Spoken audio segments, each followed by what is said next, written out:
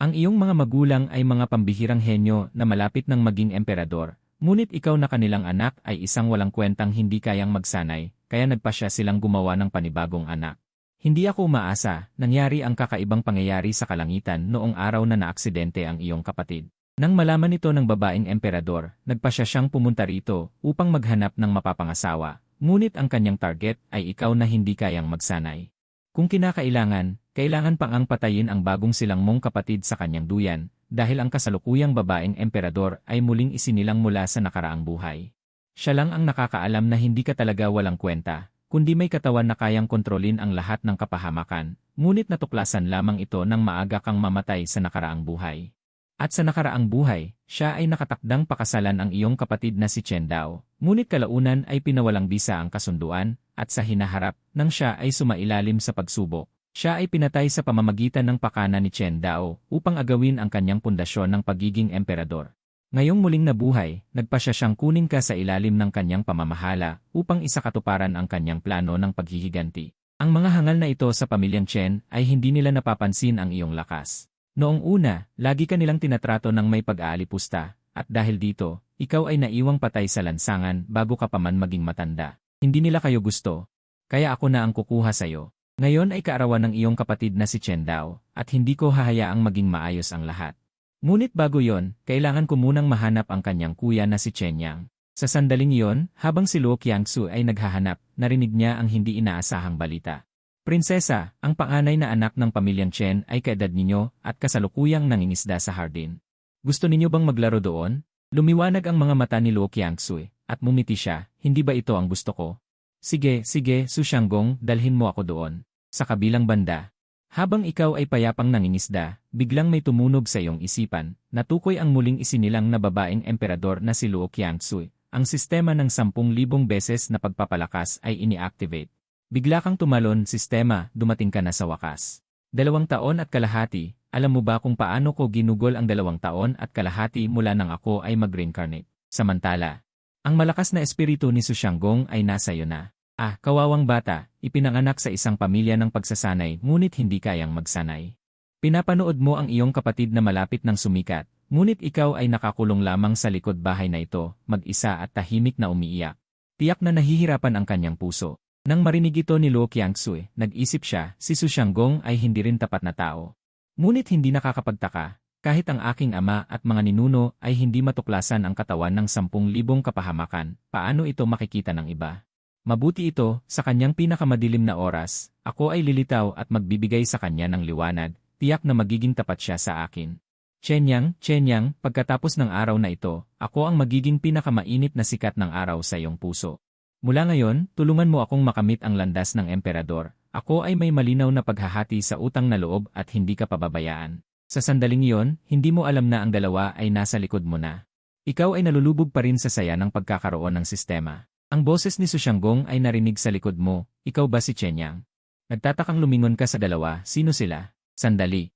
Sinabi ng sistema na muling isinilang na babaeng emperador, baka ang malaking ate na ito ay ang babaeng emperador na si Luo Qiangsu. Naku, buti na lang. Tagapagligtas, sa susunod na segundo, binago mo agad ang iyong saloobin, na may ngiti na walang mali siya sa iyong mukha. Ate, kumusta ka? Kanina lang ako umiiyak sa lungkot, ngunit ngayon ay masaya akong umiti. Ang mga tao sa pamilyang Chen noon ay malamang na madalas kang itakwil. Si Luo Qiangsu ay tumingin sa iyo ng may pag-usisa, maputi at malinis. Medyo may baby fat, ngunit hindi nito maitago ang perpektong mga tampok ng mukha. Ganito pala kagwapo si Chen Yang. Sa pag-isip nito, nag-utos si Luo Qiangsu, Su Shanggong, dito na lang ako makikipaglaro sa kanya. Balikan mo ako mamaya. Ikaw ay naguguluhan, ang malaking ate na ito ay apelyidong Su. Hindi ba ang babaeng emperador ay dapat apelyidong Luo? Sa sandaling iyon, iniabot ni Luo Qiangsu ang kanyang maliit na kamay, kumusta ka? Ako si Luo Qiangsu, kalahating taon mas matanda sa iyo, mula ngayon ay pwedeng mo akong tawaging ate. Bigla kang nagising, naku, ang muling isinilang ay itong maliit na babae. Ang katawan ng maliit na babae na ito ay may kaluluwa ng isang babaeng emperador na nabuhay ng hindi alam kung gaano katagal. Ngunit dahil ito ay binanggit ng sistema. At isa siyang muling isinilang, tiyak na ito ay isang malakas na kakampi, kailangan itong yakapin. 8. Ang cute mo, tiyak na magiging kasing ganda mo ang iyong ina kapag lumaki ka. Kumunot ang noo at mumiti si Luo Qiangsu. Ang tamis ng iyong bibig, ito ang ibibigay ko sa iyo. Hinawakan ni Luo Qiangsu ang iyong kanang kamay at inilagay ang isang piraso ng munggo na cake sa iyong palad. Kasabay nito, may tunog mula sa sistema. Ang 10,000 beses na pagpapalakas ay na-unlock. Ang regalo mula sa muling isinilang na babaeng emperador na si Luo Qiangsu ay maaaring palakasin ng 10,000 beses. Nakuha ang munggo na cake na kinuha ni Luo Qiangsu. Isinasagawa ang 10,000 beses na pagpapalakas. Matagumpay na pinalakas. Nakuha ang Green Class Creation Paste. Ang malambot na munggo na cake sa iyong kamay ay nagbago na. Nagbibigay ito ng pakiramdam na walang imposible. Si Luo Qiangsu, na nakikita ang iyong naguguluhang ekspresyon, ay inakala na hindi mo ito gusto. Bakit hindi mo kainin? Hindi mo gusto ito? Sige, dadalhin kita sa ibang pagkain. Umiling ka, hindi, bigla lang dumating ang kaligayahan, hindi ako nakareact agad. Nang marinig ito, napabuntong hininga si Luo Qiangsu, mukhang walang nagpakita sa kanya ng kabutihan. Ang mga pamilya ng pagsasanay ay napakalamig. Ang mga batang walang talento, sa kanilang paningin, ay mas masahol pa sa aso. Sa sandaling iyon, ang iyong isipan ay puno. Lahat ay tungkol sa Green Class Creation Paste. Patuloy kang nagtatanong sa iyong isipan, sistema. Pwede bang kainin ito? Hindi kaya ako sasabog? Huwag kang mag-alala, host. Ang Green Class Creation Paste ay hindi naglalaman ng espiritual na enerhiya, kundi ng pinagmula ng daan. Pagkatapos mong maabsorb ito, maaaring direktang itaas ang antas sa ika-9 na baitang ng pagsasanay sa katawan, kaya't halos walang pag-aatubiling nakinig.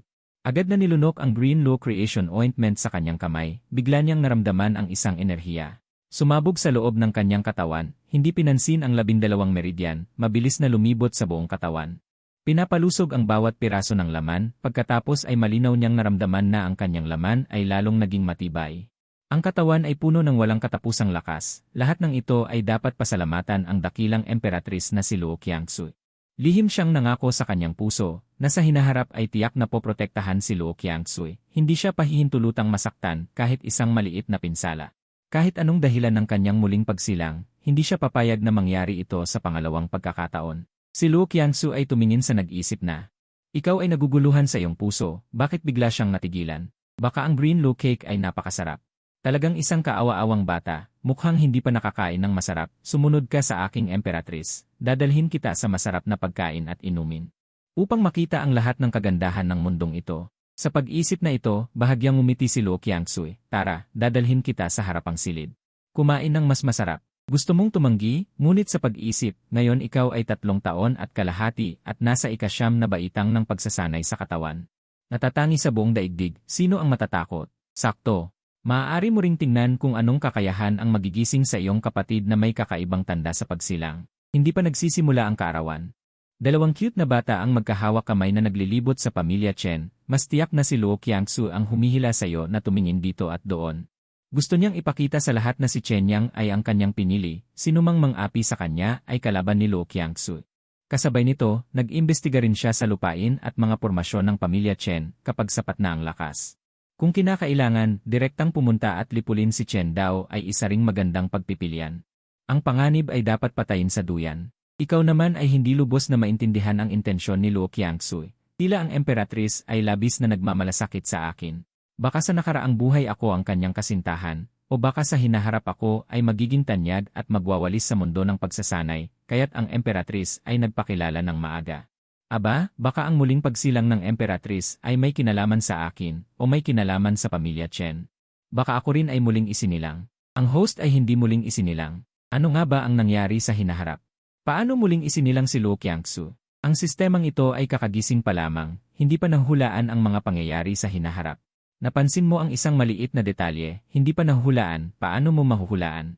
Kapag naabot ng host ang antas ng daigdig, ang sistema ay magbabago sa pinakahuling anyo, sa oras na yon malalaman mo ang mga dahilan at bunga ng muling pagsilang ni Luo Qiangsu. Ngumiti ka ng bahagya, sumulyap kay Luo Qiangsu sa tabi. Isang naglalakad na kayamanan, ang antas ng daigdig ay tila hindi naman mahirap. Ang dalawa ay naglalakad-lakad. Nakaakit ng pansin ng marami, kabilang na ang apo ng pangalawang matanda ng pamilya Chen na si Chen Baihu. Oy, hindi ba ito ang maliit na walang kwenta? Bakit ka naglalakas loob na lumabas at magpahiya? Si Luo Qiangsu ay bahagyang pumikit, bahagyang gumalaw ang kanyang puso, naghahanap ng pagkakataon upang magpakitang gilas sa harap ng batang ito.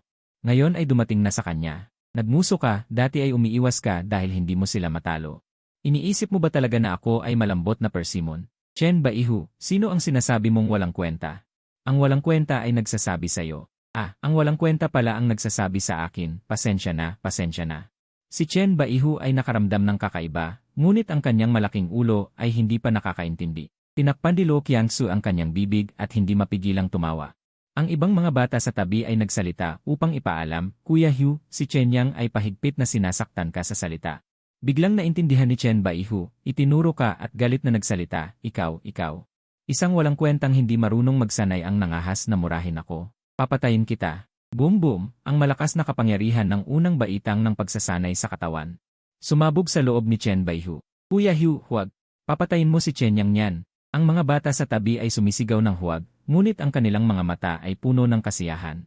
Mukhang may pagkahilig sa karahasan. Patayin lang, sabi ng lolo ko. Ang mundo ng pagsasanay ay kumakain ng mahihina, mas malaki ang kamao ko kaysa sa kanya. Itinaas ni Chen Baihu ang kanyang kamao at naglakad patungo sa iyo. Bahagyang ngumiti si Lo Qiangsu, dumating na ang pagkakataon. Ngayon si Chen Yang ay hindi pa nagsasanay. Tulungan ko lang siya, maaalala niya ang aking kabutihan, at ako ay magiging mahalagang tao sa kanyang buhay na tatatak sa kanyang isipan. Sa ganitong paraan, mas madali siyang makuha sa hinaharap. Sa pag-isip na ito, naglabas si Lo Qiangsu ng isang mahiwagang anting-anting, gusto mo bang saktan siya? Ito ay para sa'yo. Sa pamamagitan nito, mailuluwa mo ang tigre na ito pabalik sa sinapupunan. Huwag mag-alala. Kung mapatay mo siya, ang ate mo ang magpapatupad. Naghahanap ka ng dahilan at si Lo Qiangsu ay dumating na. At Emperatrice, alam mo ako. Nakuha mo ang anting-anting sa pagsasanay sa katawan na ibinigay ni Lo Qiangsu. Pinalakas ng 10,000 beses, natapos ang pagpapalakas, nakuha mo ang Tianshi Qiangkun na anting-anting. Pagkatapos gamitin, maaaring itago ang tadhana at ibaliktad ang sansinukob. Sa pakikinig, lumiwanag ang iyong mga mata, Tianshi. Qiangkun, ang pangalan ay napakalakas. Ngunit hindi kailangan gamitin laban sa isang maliit na kalaban. Sumulyap si Chen Baihu ng maliit ang mga mata. Naglakas loob ka pang tumawa. Mukhang napakatagal nang hindi kita pinarusahan. Ngayon ay ipapaalam ko sa iyo ang pagkakaiba ng isang kultibador at isang mortal, sabi mo habang umirap. Pagkatapos ay bigla kang nawala sa iyong kinatatayuan at narinig ang isang putok. Isang matinding suntok ang tumama sa ulo ni Chen Baihu. Nahulog siya sa lupa na walang malay at nagulat ang mga maliliit na bata sa paligid. Ito ay hindi tama. Hindi ba siya isang walang kwentang tao? Nagulat din si Lo Qiangsu. Ang damit na kitty na ipinagawa sa akin ng aking ama ay maaaring magbigay sa isang mortal na hindi pa nagsasanay ng 6 na antas ng kapangyarihan ng Jade Body. Noong nakaraang buhay ay hindi ko ito nagamit, ngunit ang suntok na iyon ni Chen Yang ay katumbas ng 9 na antas ng kapangyarihan ng Jade Body. Tiyak na hindi lang ito epekto ng damit. Nakangiting sabi ng maliit na bata, naalala kita. Ikaw ay mula rin sa linya ng pangalawang matanda, ang pinsan ni Chen Baihu. Namutla ang maliit na bata at nanginginig ang buong katawan. Hindi, huwag kang mag-alala. Alam ni Kuya kung hanggang saan ang dapat gawin, masasaktan lamang ito ng kaunti. Ginamit ng maliit na bata ang lahat ng kanyang lakas. Sumigaw siya sa langit, huwag kang lumapit. Saklolo, sinaktan ako ni Chen Yang. Naglabas siya ng isang shell ng pagong na espiritual na inilagay sa harap niya. Ito ang proteksyong kayamanan na ibinigay ng kanyang mga magulang. Kahit ang antas 7 ng Jade Body ay hindi makapatag nito. Hintayin mo ako, Chen Yang, kapag dumating ang aking ina ay papatayin ka niya. Unti-unting gumiti ang iyong mga labi. Nakalimutan mo na ba na ang aking ina ay nasa antas ng paglampas sa kadiliman, isang pambihirang henyo? Mas mataas siya sa iyong ina ng 2 buong antas. Itinulak mo ang iyong mga paa at sinuntok ang shell ng pagong. Ang rumaragasang kapangyarihan sa iyong katawan ay mabilis na dumaloy sa iyong kamao. Isang kaluskos ang narinig at pumutok ang shell ng pagong. Ang maliit na bata ay direktang itinapon palayo. Nahulog siya sa artipisyal na bundok at nawalan ng malay. Isang batang babae na nagmamadaling dumating mula sa malayo ay sumigaw nang makita ito, itinuturo. Ang kanyang mga mata ay puno ng puot. Kawawa naman, ano ang ginawa mo? Galit na galit si Liu Ruyan. Ang kanyang pinakamamahal na anak ay itinapon ni Chen Yang sa isang suntok. Dapat siyang magbayad. Naramdaman mo ang isang biglaang pagkabulol. Ang kapangyarihan ng antas ng higanteng Diyos ay humampas sa iyo, handang lamunin ka. 9 na antas ng pagsasanay, isa't isa ay mas malakas. Ikaw ay nasa ilalim ni Liu Ruyan ng 2 buong antas. Kung ikaw lamang ang haharap dito, malamang na hindi ka mamamatay ngayon ngunit masasaktan. Ngunit, hindi papayag si Lo Qiangsu na mangyari yon. Mga nakatagong tagapagbantay, pigilan siya. Bumagsak ang malambot na boses. Isang itim na balabal na figura ang tahimik na lumitaw sa harap mo, na madaling pinawi ang kapangyarihan ni Liu Ruyan. Tinapik mo ang iyong dibdib at napabuntong hininga sa loob. Kahanga-hanga ang hinaharap na babaeng emperador, kahit ang mga bodyguard ay napakalakas. Nagulat si Liu Ruyan. Ito ay pamilya Chen. Paano ninyo nagawang saktan ang isang miyembro ng Chen? Ang ingay ay napakalakas. Nagulat ng maraming makapangyarihang mga kultibador na dumating. Si Su Shanggong ay biglang nasa tabi ni Luo Qiangsu. Prinsesa, anong nangyari? Sinaktan ka ba niya? Hinaplos ni Luo Qiangsu ang kanyang dibdib at nagpanggap na umiyak. Gusto niya akong saktan kanina, Su Shanggong. Muntik na kitang hindi makita at hindi rin makita ang aking ama. Takot na takot ako. Wow, ang husay ng pag-arte ni At Emperatrice. Parang totoo. Dapat bigyan ng Oscar. Ang mga salitang ito ni Luo Qiangsu ay malinaw na para tulungan si Chen Yang. Biglang namutla si Liu Ruyan at nagpanik. Hindi ko ginawa. Gusto ko lang parusahan ang walang kwentang iyon.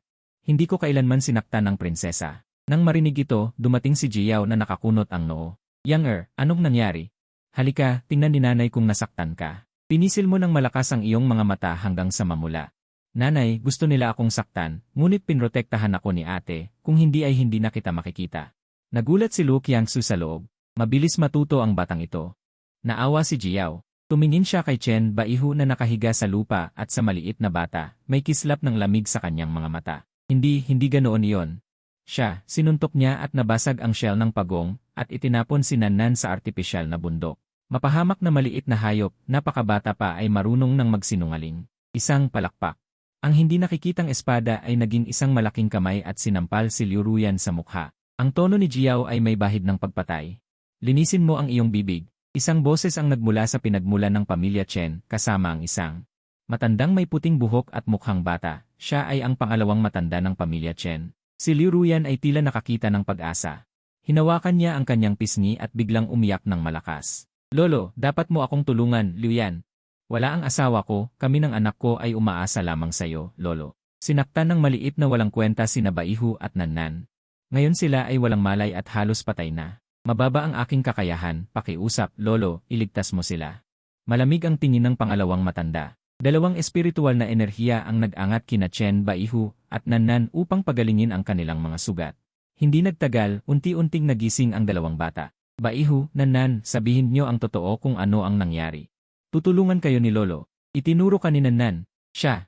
Sinuntok at pinaligaw si Kuya Hugh at sinira ang shell ng pagong na ibinigay sa akin ng aking ina. Suminghot ang pangalawang matanda, ang kanyang mga mata ay puno ng lamig. Talagang walang katwiran ito. Si Chen Zhanqian ay humakbang pasulong upang protektahan sina Jiao at ikaw, pangalawang matanda. Alam ng lahat na hindi makapagsanay si Yang paano niya masasaktan si Chen Baihu na nasa unang yugto ng pagpipino. Sana ay maging makatwiran ang pangalawang matanda. Agad na dagdag ni Liu Ruyan, kaya niyang magsanay, nakita ko mismo. Siya ang gumiba kay Lin Gek sa isang suntok. Si Chen Zhanqian at Jiao ay nagpalitan ng tingin, may saya sa kanilang mga mukha. Baka nag-agos na ang mga meridian ni Yang Nag-inject si Jiao ng isang espiritu ng enerhiya sa katawan ni Chen Yang, pagkatapos ay umiling na may madilim na ekspresyon. Palamig ang mga mata ni Chen Zhanqian. Liu Ruyan, ang mga meridian ni Yang ay hindi pa rin bukas. Kung magpapatuloy ka sa paggulo, huwag mong sisihin ang aking pagiging bastos. Ang mga mata ng pangalawang matanda ay lumalim. Alamin natin kung sino ang tama sa pamamagitan ng pagsisiyasat. Lumiwanag ang mga mata ni Liu Ruyan, labis na tuwa. Lolo, siya sa atin ang kanyang kaluluwa. Dahil hindi naman siya makapagsanay, walang mawawala kahit kaunti. Mamamatay ka. Nag-init ang magagandang mata ni Jiao. Walang katapusang espada ang sumalpok kay Liu Ruyan, ngunit madaling naalis ito ng pangalawang matanda. Ang angkan ng Chen ay hindi nag-aalaga ng mga walang kwenta. Kahit hindi ganap na henyo sina Baihu at Nannan, sapat na silang kahanga-hanga. Ang bagay na ito ngayon ay dapat linawin. Si Yang ay anak ko at ni Yao Yao, ang direktang dugo ng pinuno ng angkan. Hindi mo patungkulin ang parusahan siya. Isang nakakatakot na presyon ang dumating, pumipiga sa mag-asawa. Ang pinuno at ang dakilang matanda ay nasa pagmumuni-muni. Ako ang namamahala sa lahat ng bagay ng angkan ng Chen ngayon. Wala kang karapatang tumutol. Pangalawang matanda, huwag po. Ang mga kasapi ng angkan ng Chen na nasa ilalim ng pinuno at dakilang matanda ay nais humarang, ngunit lahat ay tinulak ng pangalawang matanda. Maliban sa mga ninuno ng angkan ng Chen at ang pinuno at dakilang matanda, ang pangalawang matanda ang pinakamalakas na nasa gitnang yugto ng nirvana. Sa sandaling iyon, isang mahinang boses ng bata ang biglang umalingaw-ngaw. Tumigil. Sa pagsapit ng boses, lumitaw si Su Shanggong sa harap ng mga magulang ni Chen Yang, hinarangan ang presyon ng pangalawang matanda. Nagbago ang mukha ng pangalawang matanda, mababa ang boses. Su Shanggong, makikialam ba ang maharlikang pamilya sa mga usapin ng angkan ng Chen? Dahan-dahang umiling si Su Shanggong, itinuro si Liu Ruyan. Hindi lamang ito usapin ng inyong angkan. Sinubukan niyang saktan ang prinsesa. Nakita ko mismo.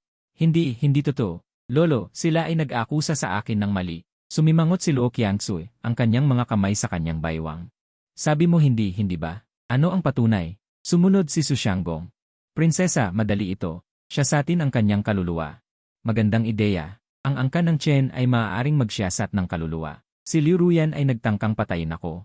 Nais kong siya sa atin ng angkan ng Chen ang kanyang kaluluwa para sa hustisya. At pati na rin ang dalawang iyon. Sila rin ay gustong mang-api sa akin. Nais kong siya sa atin din sila. Itinuro ni Luo Qiangsu sina Chen Baihu at Nanan na natakot, mabilis na nagtago sa likod ni Liu Ruyan. Nagbago ang mukha ng pangalawang matanda. Halata sa lahat na tinutulungan ng munting prinsesa si Chen Yang, ngunit hindi maintindihan kung bakit tinutulungan ng isang babaeng may pambihirang talento ang isang walang kwenta. Sumimangot si Luo Qiangsu. Ano, balak ba ng angkan ng Chen na hayaan na lang ito? Kung hindi kayo kikilos, gagawin ko na mismo. Su Shanggong, tulungan mo sila. Sinusunod ko, prinsesa. Bahagyang yumuko ang daliri ni Su Shanggong, direktang hinila si Liu Ruyan palapit at mahigpit na hinawakan ang kanyang leg. Lolo, iligtas mo ako. Puno ng pag-iingat ang mga mata ng pangalawang matanda. Su Shanggong, pakiusap, pakawalan siya. Si Liu Ruyan ay ang pinakamahusay na inapo ni Chen Qianxi, pangalawa lamang sa direktang linya ni Chen Zhanshan. Kaya't ayaw niyang mapahamak si Liu Ruyan. Sapat na. Hanggang dito na lang. Isang dagundong ang umalingaw-ngaw mula sa himpapawid. Ang tinig ay nagmula sa pinakamalalim na bahagi ng lupain ng mga ninuno ng angkan ng Chen. Ang lahat ng kasapi ng angkan ng Chen ay yumukod sa langit. Ang ninuno! Bati ng ninuno! Mula sa direksyon ng lupain ng mga ninuno, isang batang lalaki ang lumutang sa hangin. Utos ng ninuno, si Chen Baihu ang unang nag-provoke, kaya dapat parusahan. Si Liu Ruyan ay sumalakay kay Chen Yang, parusahan ng 10 taong pagkakulong sa ika-4 na kulungan. Si Chen Yang ay nabigla, bigyan siya ng isang puso ng pag-unawa. Hindi ba yan ang kayamanan na tanging mga tunay na henyo ng angkan ng Chen ang makakakuha? Bakit ibinigay sa isang walang kwenta na hindi makapagsanay? Sandaling katahimikan. Ang lahat ay puno ng pagkalito. Dahil nagsalita ang ninuno ng angkan ng Chen, tapos na ang bagay na ito. Hindi mahalaga kung sino ang tama o mali. Binitawan ni Su Shanggong ang kanyang kamay. Si Liu Ruyan ay maputla ang mukha, bumagsak sa lupa. Bumuntong hininga ang pangalawang matanda sa kanyang puso. Ang ninuno ay may kinikilingan kay Chen Yang, tiyak dahil kay Chen Dao. Tumingin si Luo Qiangsu sa langit, ang kanyang puso ay gumalaw ng bahagya. Ang matandang ito ng angkan ng Chen ay tiyak na may napansin, ngunit hindi pa alam na si Chen Yang ay may katawan ng 10 kapahamakan. Kung hindi, matagal na siyang lumabas mula sa lupain ng mga ninuno. Dapat itong itago. Saka ko sasabihin sa kanya kapag sapat na ang aming relasyon. Huwag hayaang maunahan ako ng iba. Napabuntong hininga si Jiao nang huminto ang gulo. Sa mga nakaraang araw, sobrang abala ako, hindi ko man lang nasamahan si Yang Er. Hindi mahalaga kung sino ang tama o mali. Binitawan ni Su Shanggong ang kanyang kamay. Namumutla si Liu Ruyan at bumagsak sa lupa. Napabuntong hininga ang pangalawang matanda. Ang paboritismo ng ninuno kay Chen Yang ay tiyak na dahil kay Chen Dao. Tumingin si Luo Qiangsu sa langit na may bahagyang pagkabahala. Ang matandang ito ng pamilya Chen ay tiyak na may napansin na, pero malamang hindi pa niya alam. Si Chen Yang ay may katawan ng 10,000 sakuna. Kung hindi, matagal na siyang lumabas sa lupang ninuno. Dapat itong itago. Sasabihin ko sa kanya kapag sapat na ang ating relasyon sa hinaharap. Huwag hayaang maagaw ito ng iba. Napahinga ng maluwag si Jiao nang huminto ang gulo. Sa mga nakaraang araw, abala ako kaya hindi ko gaanong nakasama si Yang. Muntik na siyang maapi. Kahit hindi siya makapaglinang, gusto ko siyang protektahan upang maging ligtas at masaya siya sa buhay. Isang gintong salamin ang dahan-dahang bumaba at lumutang sa harapan mo. Kinuha mo ito at pinagmasdan ng mabuti. Unti-unting nadama mo ang pagkabigo. Ang bagay na ito ay nangangailangan ng espiritual na enerhiya upang magamit, ngunit wala akong kahit anong espiritual na enerhiya. Sa aking kamay, ito ay isang ordinaryong salamin lamang. Ang tanging gamit nito ay ang pagmasdan ang aking napakagandang mukha. Sa pag-isip na ito, bigla kang nagkaroon ng ideya. Dinala mo ang salamin ng pagkakaisa kay Luo Qiangsu. Salamat, ate, sa biyayang ibinigay mo sa akin. Upang mabayaran ko sila. Walang silbi sa akin ang salamin na ito, kaya ibinibigay ko ito sa iyo, ate. Umiti ng bahagya si Luo Qiangsu. Huwag kang mag-alala. Ang isang formula ng pagpipino ng katawan ay maaaring gamitin ng 3 beses. Kung sino man ang mangahas na saktan ka, bugbugin mo sila. Bukod pa riyan, dahil binigyan mo ako ng salamin ng pagkakaisa, bibigyan din kita ng regalo, ate. Napangiti ka at nagalak. Ate, Empress, masyado mo akong naintindihan. Nakita mong inalis ni Luo Qiangsu ang jade pendant sa kanyang baywang. Isinuot niya ito sa'yo. Bahagyang bumulong si Su Shanggong kasama si Kong Weisho. Prinsesa! Ito ang jade pendant na personal na ginawa ng emperador para sa iyo. Kayang harangan ang buong lakas ng salamin ng pagkakaisa. Ang jade pendant na ito ay mas mahalaga kaysa sa salamin ng pagkakaisa. Pumikit si Luo Qiangsu at nagsalita. Hindi ko ito kailangan. Natanggap mo ang regalo mula kay Luo Qiangsu. Ang jade pendant ay pinalakas ng 10,000 beses. Nakumpleto ang pagpapalakas at nakuha ang bagwak Xing Chenpei. Kapag ginamit, kayang harangan ang buong lakas ng antas na dadi. Nasiyahan ka nang marinig ang tunog. Hindi sinasadyang lumitaw ang ngiti sa iyong mukha. Salamat, ate. Napag-isipan ng mga tao ng pamilya Chen ang dalawa at biglang naliwanagan. Sa ganitong paraan, lahat ay naging makatwiran. Sabi ko na nga ba? Paano matatalo ni Chen Yang si Chen Baihu? Ito ay dahil sa formula na ibinigay ng prinsesa. Sumigaw si Liu Ruyan ng galit. Lolo, inamin niya. Siya ang pumalo kay Chen Yang. Lolo, kailangan mo kaming ipagtanggol. Napakunot noo ang pangalawang matanda. Tumahimik ka. Ngayon, mahalaga pa ba kung sino ang pumalo? Malinaw na pumanig ang ninuno sa kanila. Tanga ka talaga. Humakbang si Jiao at malamig na nagsalita. Liu Ruyan, disiplinahin mo ang iyong anak. Kung may susunod pa, diretso ko silang papatayin. Nanginginig ang katawan ni Liu Ruyan. Ikaw, paano kang nangahas? Mga apo sila ng pamilya Chen. Patayin na lang. Hindi naman ako ang tunay na magulang. Yang tayo na. Dadalhin kita ni inay para kumain ng masarap. Nag-umapaw ang dugo ni Liu Ruyan, nagbuga ng dugo at nahimatay. Nanlamig ang mga mata ng pangalawang matanda at bumuntong hininga ng mariin. Pagkatapos, iwinasiwas ang manggas at dinala si Liu Ruyan patungo sa ipinagbabawal na lugar. Pumalakpak si Luo Qiangsu, sobrang saya ng kalooban. Tiyak na tataas ang aking antas ng pagkagusto sa puso ni Chen Yang dahil dito. Tara na! Kumain tayo sa piging ng kasal. Sa harap na bulwagan, naghanda na ang pamilya Chen ng iba't ibang masasarap na pagkain.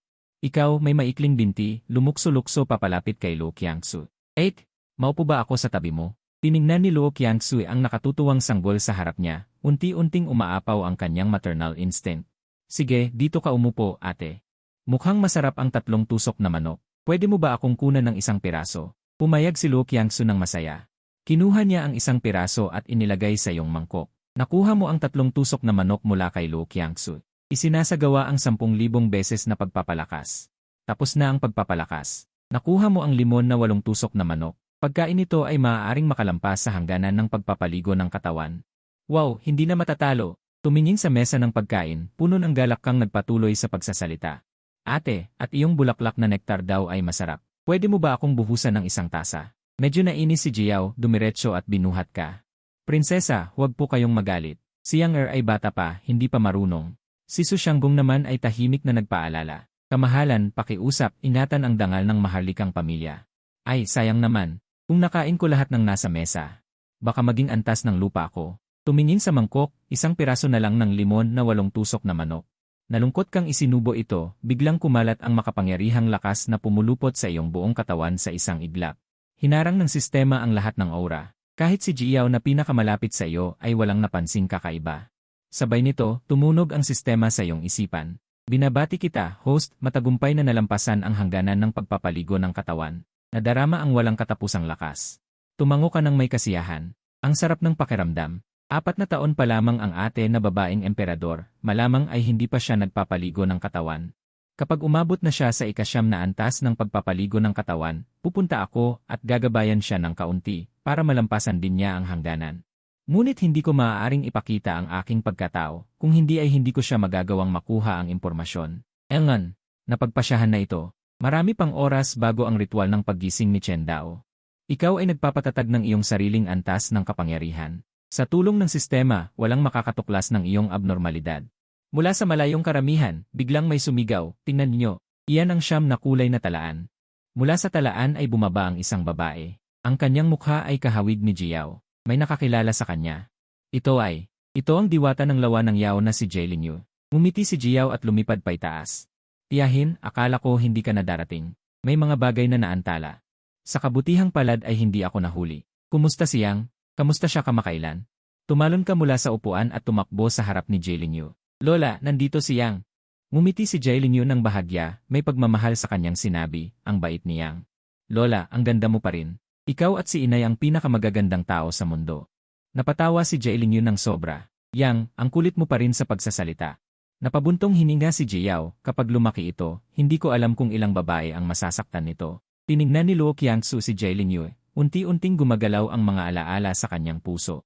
Guro at kaibigan, halos kalahating guro. Sa pag-isip na yon, muling sumakit ang puso ni Luo Qiangsu. Ngunit sayang, inggit ang langit sa talino. Pagkalipas ng 10 taon, si Jie Lingyu ay papatayin ng isang demonyong manggagaway sa kuweba ng Juexian, at tuluyang mawawala ang kanyang katawan at kaluluwa. Kakatwa rin. Bilang isang nakatatandang miyembro ng Yao Cai, tiyak na maraming mga anting-anting na pampatakas si Jie Lingyu. Kahit hindi siya manalo, makakatakas siya.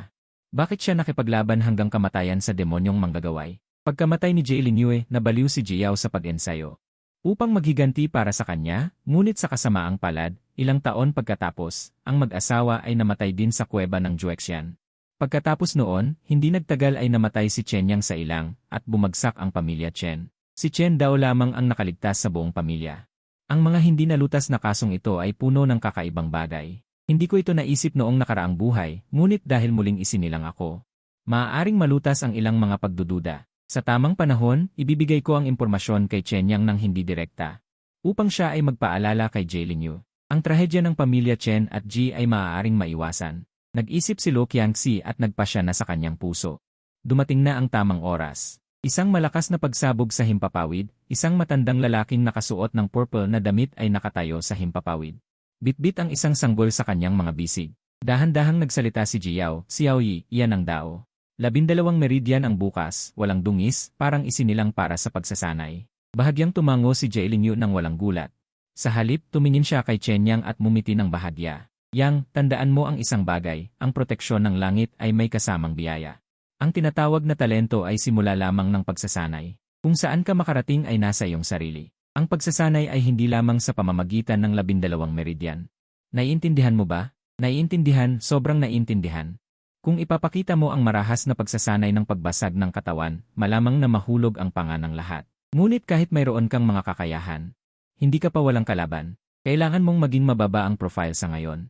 Lola, naiintindihan niyang, ang isang ordinaryong katawan ay maaaring maging isang pinuno. Sa pagtawid sa limitasyon, makakamit ang dakilang daan. Hahaha, karapat-dapat ka talagang maging yang. Napakalalim ng iyong pag-unawa. Hindi naman nasayang ang oportunidad na hinanap ko para sa'yo. Nagulat si Jiao, hindi makapaniwala. Xiao Yi, nahanap mo na ba talaga ang nakatatandang yon? Ngumiti si Jie Lingyu, nahanap ko na. Pagkatapos ng kaarawan, magpapadala siya ng isang tao upang subukan ang katawan niyang. Masaya si Jiao. Parang walang bagay na mas makapagpapasaya sa kanya. Napakabuti. Sa wakas ay may pag-asa ng magsanay ang akin yang. Napuno ka ng pag-aalinlangan, nakatatanda. May isang taong nakatago bang mataas na antas. Sa oras na yon, umugong ang kulog sa himpapawid, at maraming makapangyarihang aura ang lumabas mula sa ancestral land ng pamilya Chen at pumasok sa katawan ni Chen Dao. Simula na, pinagsama ng pamilya Chen ang ilang nakatatanda gamit ang lakas ng mga makapangyarihan upang pasiglahin ang potensyal sa katawan ni Chen Dao.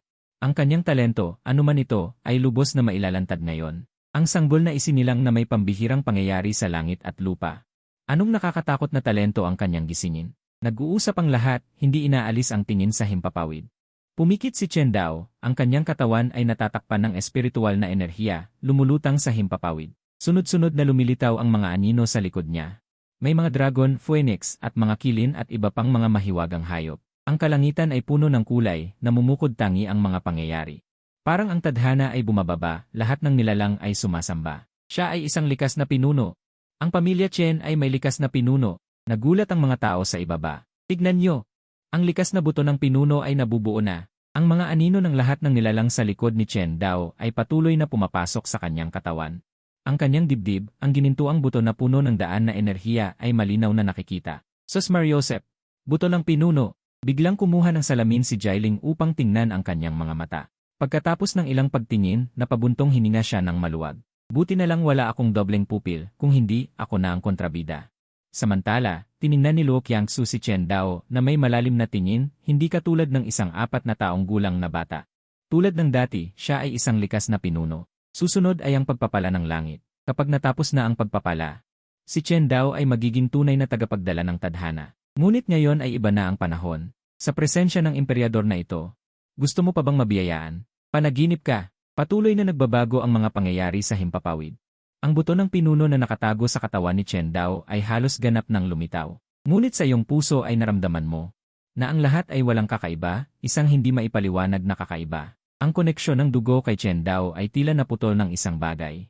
Bata, bigla akong nakaramdam na si Chen Dao ay parang hindi ko kapatid. Ang katawan ng host ay nalinis ng daan ng hardin at naging malapit sa langit at lupa, kayang maramdaman. Ang mga bagay na hindi maramdaman ng karaniwang monghe. Kapag pinag-isipan mo ito, ganito ang sabi ng sistema. Ibig sabihin, ang iyong nararamdaman ay maaaring tama. Hindi kaya si Chen Dao ay hindi tunay na anak ng kanyang ina. Bigla kang nagbago ang mukha. Ako si Itong Z, baka naman ako ay napulot lang. Ang host at si Chen Dao ay may dugong ugnayan, ngunit sa katawan ni Chen Dao ay naninirahan ang natitirang kaluluwa ng demonyong emperador. Kapag sinakop ng natitirang kaluluwa ang katawan at sinisipsip ang lakas ng buto ng Supremo, sa pakikinig mo ay labis kang nagulat. Ang demonyong emperador ay isang demonyong monghe o lahi ng demonyo. Ang demonyong emperador noong nabubuhay ay nasa antas ng lupa, at seryoso ang iyong isip. Kanina lamang, kahit si Jialing o ang ninuno ng pamilya Chen, ay hindi natuklasan ang demonyong emperador sa katawan ni Chen Dao. Isa ka lamang maliit na sanggol, kahit sabihin mo ay walang maniniwala, at maaari pang malantad ang sistema. Ano ang gagawin? Hindi kailangang mag-alala ang host. Ang demonyong emperador ay nais kontrolin ang katawan ni Chen Dao. Nang hindi bababa sa 10 taon, kapag sapat na ang lakas ng host, madaling malulutas ang krisis. Ganyan na lamang, walang hiyang matandang demonyo. Sa oras na ito, may mga ugong sa kalangitan. Ang buto ng Supremo ni Chen Dao ay ganap na lumitaw. Kasabay nito, sumabog ang mga gintong sinag sa kalangitan, at kumalat ang daan ng kapalaran sa paligid. Nagdulot ito ng sunod-sunod na pagtataka ng lahat. Ito ba ang tinatawag na pagpapala ng langit? Diyos ko! Likas na buto ng Supremo kasama ang pagpapala ng langit, ito ay tiyak na anyo ng lupa. Tatahakin ba ng pamilya Chen ang isang tao ng lupa? Ang mga tao ng pamilya Chen ay puno ng damdamin. Mula sa banal na intensyon na ipinakita sa sandaling ito, alam na ang kinabukasan ni Chen Dao ay walang hangganan. Host, nilalamon ng natitirang kaluluwa ng demonyong emperador ang kapangyarihan ng langit. At ito ay lumalakas. Sa nakikita mo, namiluktot ang iyong noo. Ang kapangyarihan ng langit ay maaaring mapabilis. Kailangan itong pigilan. Tongzi, may paraan ba? Host, ang iyong tagubili ng tadhana ng kalawakan ay maaaring itago ang tadhana ng kalawakan. Ilipat ang pagpapala ng langit sa sinumang bagay. Sa isang kislap ng iyong isip, lumitaw ang tagubili ng tadhana ng kalawakan sa iyong kamay. Nakalimutan ko na ang bagay na ito. Ngunit bago ka kumilos, ilang anino ang sunod-sunod na lumitaw sa kalangitan. Na humahampas kay Chen Dao. Sinong magnanakaw ang nangangahas na sumalakay sa pamilya Chen? Isang sandali, maraming eksperto ng pamilya Chen ang lumutang. At sumalakay sa mga anino. Ngunit hindi pinansin ng mga anino, handa na ang kanilang mga kayamanan. Hayaan ang mahika na tumama sa kanilang mga katawan. Ang tanging layunin nila ay isa. Ang mga anino ay pinatay ni Jialing Yue. Ngunit sa labas ng inaasahan ng lahat, tila handa na ang mga anino. Kumuha sila ng pulang sumpa sa kanilang daliri. Lumitaw ang isang madilim na pulang harang na pumaligid kay Chen Dao at sa iba. Masama. Ito ang dumudugong sumpa ng matagal na pagpatay. Gusto nilang sirain ang pagpapala ng langit. Pinanood ni Luo Qiangsu ang lahat ng ito.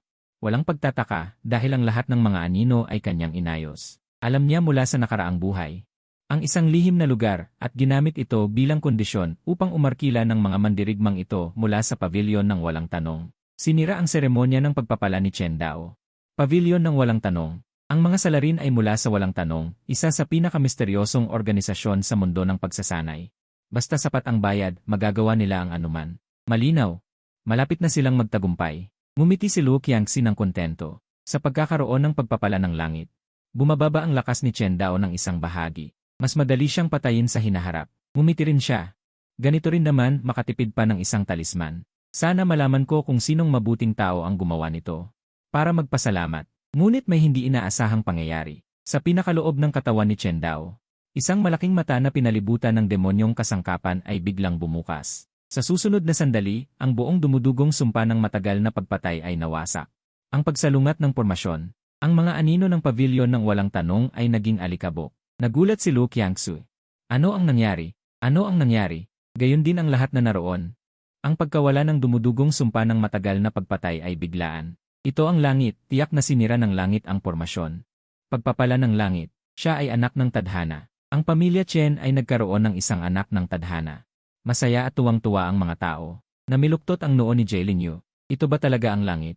Kahit nagdududa, wala siyang nakitang kakaiba. Tongzi, ano ang nangyari? Ang natitirang kaluluwa ng demonyong emperador ay nagwasak ng dumudugong sumpa ng matagal na pagpatay gamit ang demonyong kasangkapan. Ang pormasyong ito ay likha ng lahi ng demonyo. Ang demonyong kasangkapan ay hinaluan dito. Walang sinumang nasa ilalim ng antas ng lupa ang makakakita. Nasira ang pormasyon. Ang daan ng kapalaran na malapit nang mawala ay muling nagtipon. Ang demonyong mata sa katawan ni Chen Dao ay sakim na sumisipsip ng kapangyarihan ng langit. Ang tagubili ng tadhana ng kalawakan sa iyong kamay ay nagliyab. Ngunit walang nakapansin. Isang munting natitirang kaluluwa ang nag-aakalang makapangyarihan. Tingnan mo kung paano ko ito lalaruin hanggang mamatay. Ang langit ay tila biglang huminto, tila naguguluhan. Ang daan ng kapalaran ay patuloy na lumalaganap ng walang direksyon. Ang demonyong mata sa pinakaloob ng katawan ni Chen Dao ay naglabas ng isang ungol. Ano ang nangyayari? Sa ilang sandali, lahat ng daan ng kapalaran ay nagtipon. Ang katawan ni Chen Dao ay bumaba pababa. Ang demonyong mata ay naglabas ng isang galit na sigaw. Ang aking kapangyarihan ng langit, sino ba ang nagmamanipula ng tadhana? Ang lahat ng naroroon ay naguluhan, paano nakatakas ang swerteng ito? Si Luo Qiangsu ay nagulat rin. Hindi ba si Chen Dao ang tumanggap ng pagpapala ng langit? Sandali, mali ba ang pagkakaalala ko? Bakit patungo sa akin ang swerteng ito? Natigilan si Luo Qiangsu, agad siyang binalot ng kapangyarihan ng langit. Isang mainit na damdamin ang dumaloy sa kanyang buong katawan, ang mga tanikala sa loob ay lubusang nabasag sa pinakamalalim na bahagi ng kanyang pagkatao. Isang maliit na mundo ng Zero Dragon ang nahugis, paano nangyari ito? Bakit maagang nagising ang aking pangangatawan? Ito ay lubos na naiba sa nakaraang buhay, ano ba talaga ang nangyari? Sa likod ni Luo Qiangsu ay lumitaw ang isang hindi pangkaraniwang tanawin. Nagpakita ito ng isang mundong anino na nagdulot ng mga bulalas ng pagtataka sa marami, tingnan nyo. Iyan ang Zero Dragon World, anong uri ng pangangatawan ito? Sa loob ng maraming taon ng pagsasanay, hindi ko pa ito narinig. Ang mga mata ng lahat ay napunta kay Luo Qiangsu, tila nakalimutan na si Chen Dao ang bida sa kaarawan na ito. Si Luo Qiangsu ay nagulat sa tuwa, kahit hindi alam kung ano ang nangyari, pagkatapos tanggapin ang pagpapala ng langit. Ang Nine Mysteries Zero Dragon Body ay talagang nagising ng maaga. Sa nakaraang buhay, gumamit siya ng hindi mabilang na kayamanan at lumampas sa ilang daang taon nang hindi naabot ang antas na ito. Sino bang nakatatandang nagtulong sa akin ng lihim? Pagtingin sa paligid, tila walang ganitong kakayahan ang mga naroroon. Sino kaya? Nagniningning ang kanyang mga mata, bahagyang umiti, karapat-dapat na maging muling isinilang na babaeng emperador. Sa isang sulyap, talagang hindi matatalo, bata, anong uri ng pangangatawan ito? Si Luo Qiangsu ay may 9 Mysteries Zero Dragon Body, may maliit na mundo ng Zero Dragon sa loob, napakapambihira. Ang pagsasanay ay umuunlad ng 1,000 milya bawat araw, kapag ganap na nahugis ang maliit na mundo ay diretsyo sa antas ng lupa, ito ang tinatawag na henyo. Kailangan ko ring magmadali, hindi ako dapat matalo ng ate na babaeng emperador. Samantala, si Jaylin Yu ay nakatitig ng matamlay, ang kanyang katawan ay nanatili sa kinatatayuan, hindi ito maaaring magkamali. Ito ang pangangatawan na naitala sa mga sinaunang aklat ng Yao Cai, ang maalamat na 9 Mysteries Zero Dragon Body. Katatapos lang ng pagpapala ng langit. Si Jaylin Yu ay agad na lumitaw sa tabi ni Luo Qiangsu at masigasig na nagsalita, nais mo bang pumunta sa banal na lupain ng Yao Cai? Sa pahayag na ito, lahat ay nagulat. Sa mahabang panahon, tanging ang mga kapangyarihang umabot sa antas ng lupa ang may karapatang tawaging banal na lupain. Sa kasalukuyang mundo, iilan lamang ang matatawag na banal na lupain. Si Luo Qiangsu ay bahagyang nagulat at nag-isip, banal na lupain ng Yao Cai, tila maluwalhati. Ngunit sa totoo, ito ay nanginginig na. Ang kanilang pinakamatandang ninuno ay mamamatay pagkatapos ng 100 taon. Pagkatapos ng kamatayan, ang banal na lupain ng Yao Cai ay sasalakayin ng iba't ibang kapangyarihan, ang mga mapagkukunan ng pagsasanay ay hahatiin. Halos nasa bingit ng pagkawasak. Noong panahong iyon, si Chen Dao ay bumaba mula sa langit, ginamit ang sandata ng lupa, nakipaglaban sa ilang mga banal na henyo upang malutas ang krisis ng Yao Cai. Pagkatapos, si Chen Dao ay nanirahan sa banal na lupain ng Yao Cai, at ang kanyang kakayahan ay nagsimulang umunlad. Sa isang hindi kapanipaniwalang bilis, sapat na upang ilarawan bilang kakilakilabot, kahit siya mismo ay malayong makahabol. Sa pag-isip nito, lalong naalala ni Luo Qiangsu na may malaking pagkakataon sa banal na lupain ng Yao Cai. Sa buhay na ito, ang pagkakataon ay akin na, bahagyang umiti si Luo Qiangsu habang nakatingin kay Jaylin Yu, ano ang pakinabang sa pagsali sa banal na lupain ng Yao Cai. Ang mga panauhin ay direktang natigilan at tumingin, iniaalok ng banal na lupain ng Yao Cai ang sanga ng olibo, at siya ay makikipagkasundo pa. Ito ba ang lakas ng loob ng isang henyo? Nakakainis, sobrang inggit. Hindi ito pinansin ni Jaylin Yu. Ano man ang gusto mo ay walang problema, iulat ko sa aking guro, gagawin kitang santo ng banal na lupain ng Yao Cai. Sa hinaharap, ikaw ang magiging Panginoon ng banal na lupain ng Yao Cai. Ang utak ng lahat ay tila sumabog, ito, napakalayo ng katotohanan. Ang Panginoon ng Yaochai ay hindi bababa sa antas ng kalahating lupa, ibig sabihin. Ang maliit na prinsesa sa hinaharap ay maaaring umabot sa antas ng kalahating lupa. Ang mga mata ni Su Shanggong ay puno ng kagalakan. Kahit malakas ang maharlikang pamilya ng Dakian, ang kanilang pundasyon ay tiyak na hindi kasing lalim ng banal na lupain. Si Luo Qiangsu ay makakapasok sa banal na lupain ng Yaochai. Ay isang napakagandang balita, sa hinaharap ay maaaring malampasan ang mga sinaunang ninuno ng maharlikang pamilya at maabot ang landas ng lupa. Naguluhan ka, lumapit kay Jiao, ina, nasaan ang banal na lupain ng Yaochai? Malayo ba ito rito? Ngumiti ng malumanay si Jiao, ang banal na lupain ng Yaochai ay 10-10 milyong milya ang layo mula sa Dakian, syempre malayo. Luminaw ang iyong mukha. 10-10 milyong milya, kung umalis si Luo Qiangsu, hindi ba masasayang ang bata? Paano ang aking kakayahan? Hindi pwede, kailangan ko ring pumunta. Ina, maaari ba akong pumunta sa banal na lupain ng Yaochai? Bago pa makasagot si Jiao. Tumakbo ka na kay Jilingyue, tiya, tingnan mo ako, akma ba ako sa pamantayan ng pagtanggap ng banal na lupain ng Yaochai? Napangiti si Jilingyue, anak, ang banal na lupain ng Yaochai ay hindi tumatanggap ng lalaking alagad, at ang kanilang sining ay hindi angkop sa mga lalaki. Pumikit ka at malungkot na tumingin kay Jilingyue, ayokong iwan si tiya, isama mo na lang ako. Kaya kong magdala ng tsaa, magbuhos ng tubig, maglaba at magluto. Marahang pinisil ni Jilingyue ang iyong pisngi at ulo, anak, nakahanap na si tiya ng pinakaangkop na guro para sayo. Kalkulahin ang oras, darating din siya. Iyong mga kamay sa baywang, gumawa ng galit na anyo, kahit sino pa ang dumating, hindi ito gagana. Ang banal na lupain ng Yaochai, itong maliit na ginoo ay tiyak na pupunta. Biglang may malakas na dagundong, isang malaking anino ang nahulog mula sa himpapawid at bumagsak ng malakas sa lupa. Nagdulot ng makapal na alikabok. Maliit na Lingyue, dumating na ako, ilabas mo ang maliit na bata. Mula sa alikabok ay narinig ang isang masiglang boses ng babae. Mukhang puno ng sigla. Si Jai Lingyue ay nagwasiwas ng kanyang manggas, lumikha ng isang banayad na hangin na nagpalipad sa alikabok sa paligid. Saka lang nakita ng lahat ang totoong anyo ng anino. Iyan ay isang napakalaking itim na bato mula sa kalawakan, na may naglalakihang sukat, at ang lupa ay may malaking butas na nilikha nito. Sa ibabaw ng meteorite, isang figura na puno ng enerhiya ang lumitaw sa paningin ng lahat. Iyan ay isang babae na may ngiting nangangakit. Sumunod, ang babae ay tumalon mula sa malaking itim na meteorite. Yumanig ang lupa, hindi gaanong mahina kaysa sa kanyang naunang pag-atake. Ang mga panauhin ay nagtinginan sa isa't isa, ngunit walang sinuman ang makapagsabi kung sino siya. Sino ang babaeng ito? Bakit siya may ganitong kasaganaan ng dugo? Sabay-sabay na malalim na sinabi ng babae, ang pulang mata ay biglang nagmulat, naglabas ng malamig at kakaibang tawa. Ang dami ng dugo, tunay na hindi pinapabayaan ng langit ang mga demonyo. Si Jai Lingyue ay sumulong at yumuko ng bahagya. Ate Chu, matagal ka nang hindi nakikita, munting Lingyue. Iyan ba ang munting batang iyon? Ang mga mata ng babae ay maingat na sumusuri sa iyo, na nagpapanginig sa iyong kalooban. Magandang ate, ano ang gusto mong gawin? Oh, ang tamis ng iyong dila.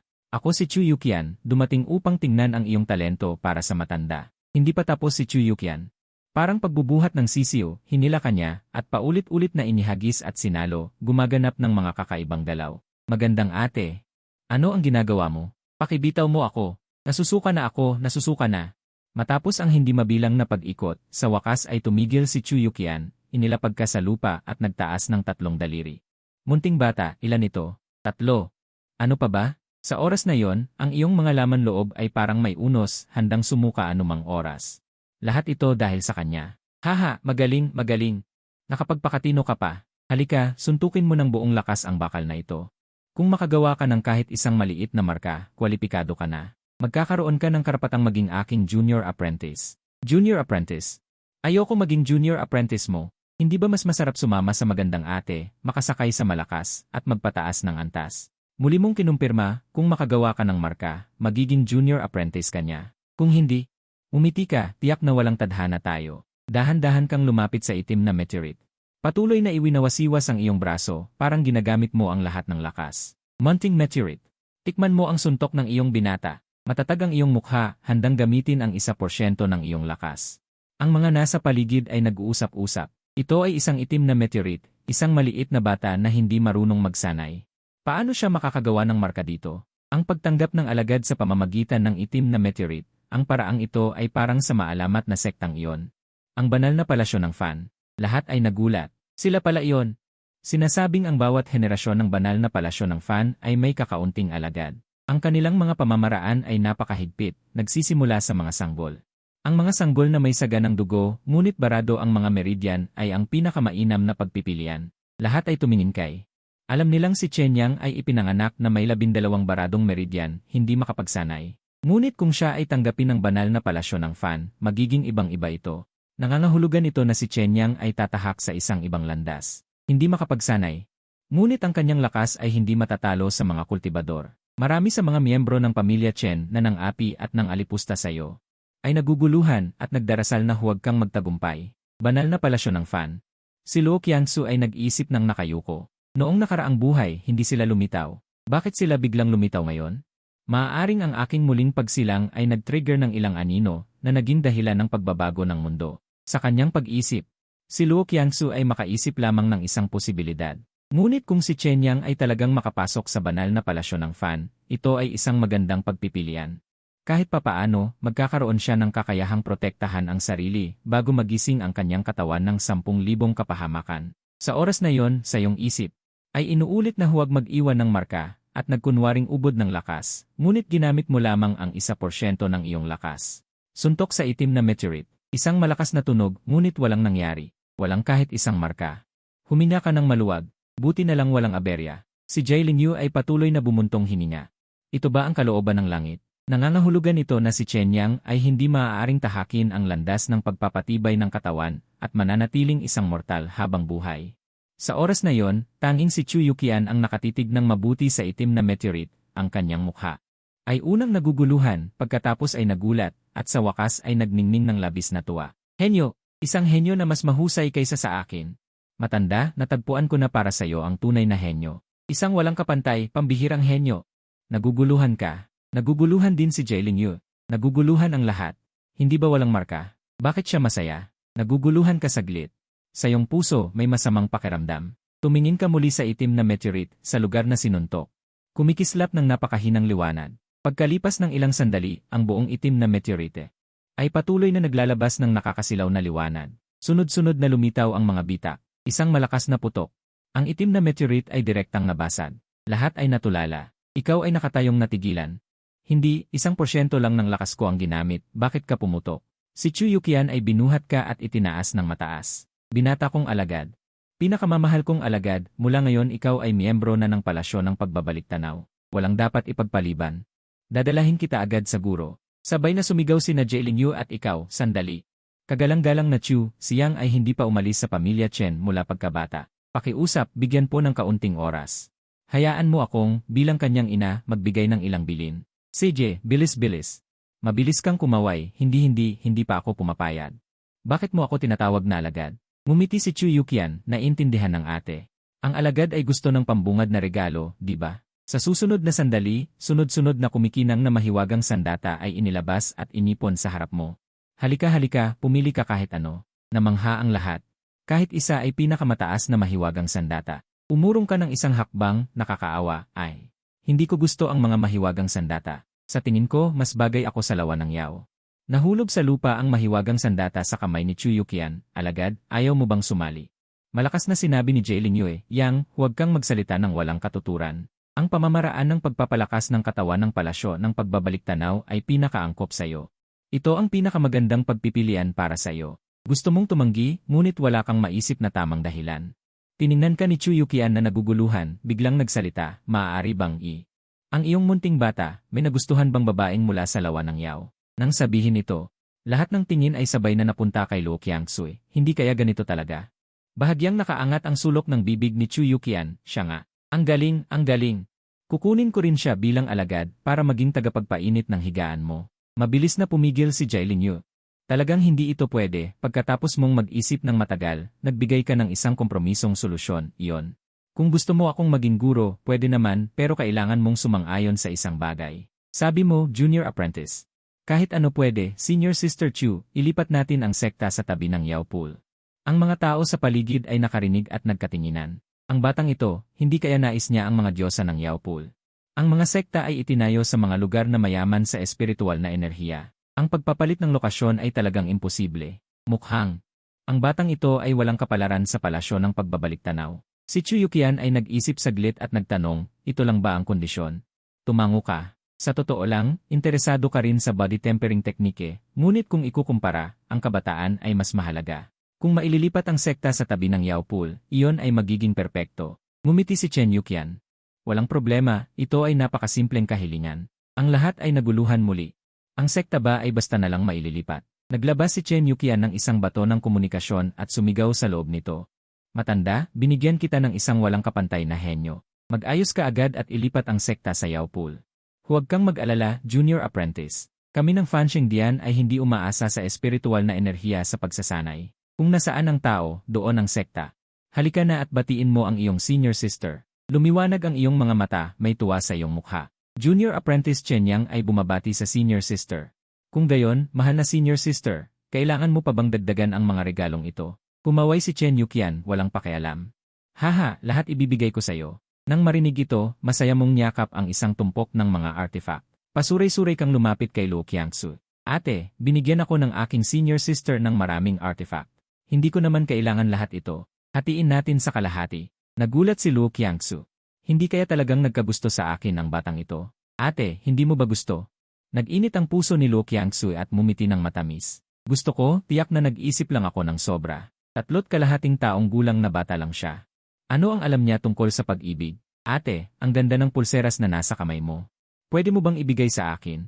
Puno ng pag-asa ang iyong mga mata. Nagulat si Luo Qiangsu. Pulseras. Ito ay isang ordinaryong dekorasyon lamang. Walang problema.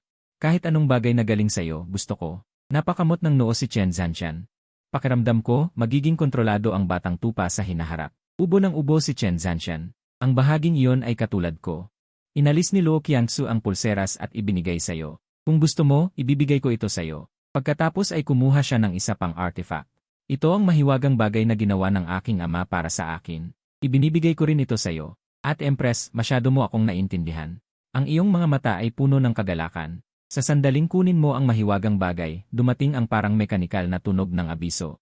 Nakuha mo ang pulseras na laging suot ni Luo Qiangsu. Nakumpleto ang pagpapalakas. Nakuha mo ang Chendi Wuji Qiangkun Ring. Kapag ginamit, maaaring 100% atakehin ang target. Nakuha mo ang mahiwagang bagay na kanshui na ibinigay ni Luo Qiangsu. Nakumpleto ang pagpapalakas. Nakuha mo ang Jingling Pearl. Kapag ginamit, maglulunsad ng Jingling Dumain na agad sumisipsip ng lahat ng espiritual na enerhiya sa loob ng sakop. Nang marinig mo ang balita, napangiti ka at hindi mo na malayang napatawa ka. Napabuntong hininga si Luo Qiangsu. Ano kaya ang pinagtatawa ng batang ito? Ang pagpapalit ng napakaraming pambihirang kayamanan para sa isang walang silbing pulsera ay tanging isang tanga lang ang gagawa. Bakit hindi ako nakatagpo ng ganitong hangal noong nakaraang buhay? Hindi na mamalayang inabot ni Luo Qiangsu ang kanyang kamay at hinaplos ang iyong ulo. Hihintayin kita sa Yaochai, ate. Dapat kang magsanay ng mabuti. Sa hinaharap, magsasama tayo upang talunin ang lahat sa mundo. Walang problema. Ang pagtalo sa mga pinsan hanggang sa umuwi sila sa kanilang mga ina ay nagpahiyaw sa lahat. Isang tambol ng pinakamataas na karangalan ang lumitaw. Isang may katawan ng siyam na mahiwagang lindol, isang may katawan ng siyam na sisirin, isang manggagawa ng katawan mula sa banal na tindahan. Sa loob ng ilang taon, ang mundong ito ay malamang na mapapasa kanila. Ang tambol ng pinakamataas na karangalan, biglang natauhan ang lahat at tumingin sa himpapawid. Nakabitin pa pala si Chen Dao sa langit. Nagulat si Jiao at mabilis na lumipad pa itaas upang yakapin si Chen Dao. Tiningnan mo si Chen Dao ng may komplikadong damdamin. Ang sarili mong kapatid ay may natitirang kaluluwa ng demonyo sa loob ng kanyang katawan. Hindi ito mapapanatag. Bata pa. Ano na ang lagay ng demonyo ngayon? Huwag kang mag-alala, host. Ang kaluluwa ng demonyo ay nawala ng biyaya ng langit at mahina na. Si Chen Dao ay may tambol ng pinakamataas na karangalan na nagpoprotekta sa kanya. Sa maikling panahon, hindi siya malalamon ng kaluluwa ng demonyo. Mabuti naman. Huwag kang mag-alala, garantisadong aalisin ko ang nasa loob mo. Pagkatapos ng pagbati, naghanda nang umalis si Jialing Yu kasama si Luo Qiangsu. Qiangsu, malapit na ang oras. Ihahatid na kita pabalik upang makita ang guro. Pagkasabi nito, nawala sina Jialing Yu at Luo Qiangsu sa abot tanaw. Ayos na, kababayan. Kailangan na rin naming umalis. Tumango ka. Paalam, ina at ama. May luha sa mga mata ni Jiao. Chen Yang, sundin mo ang mga salita ng iyong guro at ate. Magsanay kang mabuti. Alagaan mo ang iyong sarili. Huwag kang mag-aanoy. Naiintindihan ko, ina. Pagkasabi nito, lumapit si Chu Yuqian at binuhat ka, dahan-dahang nagsalita. Kababayan, handa ka na ba? Aalis na tayo. Pagkasabi nito, isang malakas na puwersa ang sumabog mula sa ilalim ng paa ni Chu Yuqian. Ang dalawa ay sumugod sa mataas na himpapawid na may hindi kapani-paniwalang bilis. Samantala, sa isang nakatagong sulok, isang figura na nakasuot ng abo ay nakaupo sa pagmumuni-muni. Kunin ang katawan ng manggagawa ng katawan na yon. Sa libu-libong milya mula sa dakilang Qian Dynasty, sa gitna ng mga bundok, nakahiga ka ng walang pakialam sa isang malaking bato. Natikman mo lang ang tunay na kahulugan ng malayang pagbagsak. Isang beses lang sana, ngunit diretsong isinama ka ni Chu Yuqian sa daan-daang pagtalon, patayo na bumabagsak mula sa 10,000 talampakan. Buti na lang at wala kang kinakain kanina, kung hindi, lahat ay ibabalik mo sa inang lupa. Hindi ba pupunta tayo sa Yaochai? Bakit hindi tayo sumama kay Lola? Hindi ba't sinusunog mo ang tulay pagkatapos tumawid? Susunugin ko na lang ang tulay. Ilang taon ka lang ba? Bakit ang dami mong kakaibang sinasabi? Napangiti si Chu Yuqian at itinuro ang hilaga. Ang dakilang Qian ay nasa silangang zoo, malapit sa dating bakuran ng mga hayop ng Jade Beast na sekta. Narinig ko na maraming maaamong hayop ang Jade Beast na sekta na pinapakain ng matataba at mapuputi. Kapag inihaw, tumutulo ang mantika. Kababayan, hindi mo ba gustong matikman? Nang marinig ito, hindi mo sinasadyang lumunok. Masarap ba? Isang tanyag na espesyalidad mula sa silangang zoo, kilala sa malayo at malapit. Amitabha. Ang mga hayop na iyon ay tiyak na nagdusa ng maraming paghihirap. Hayaan natin silang mailigtas.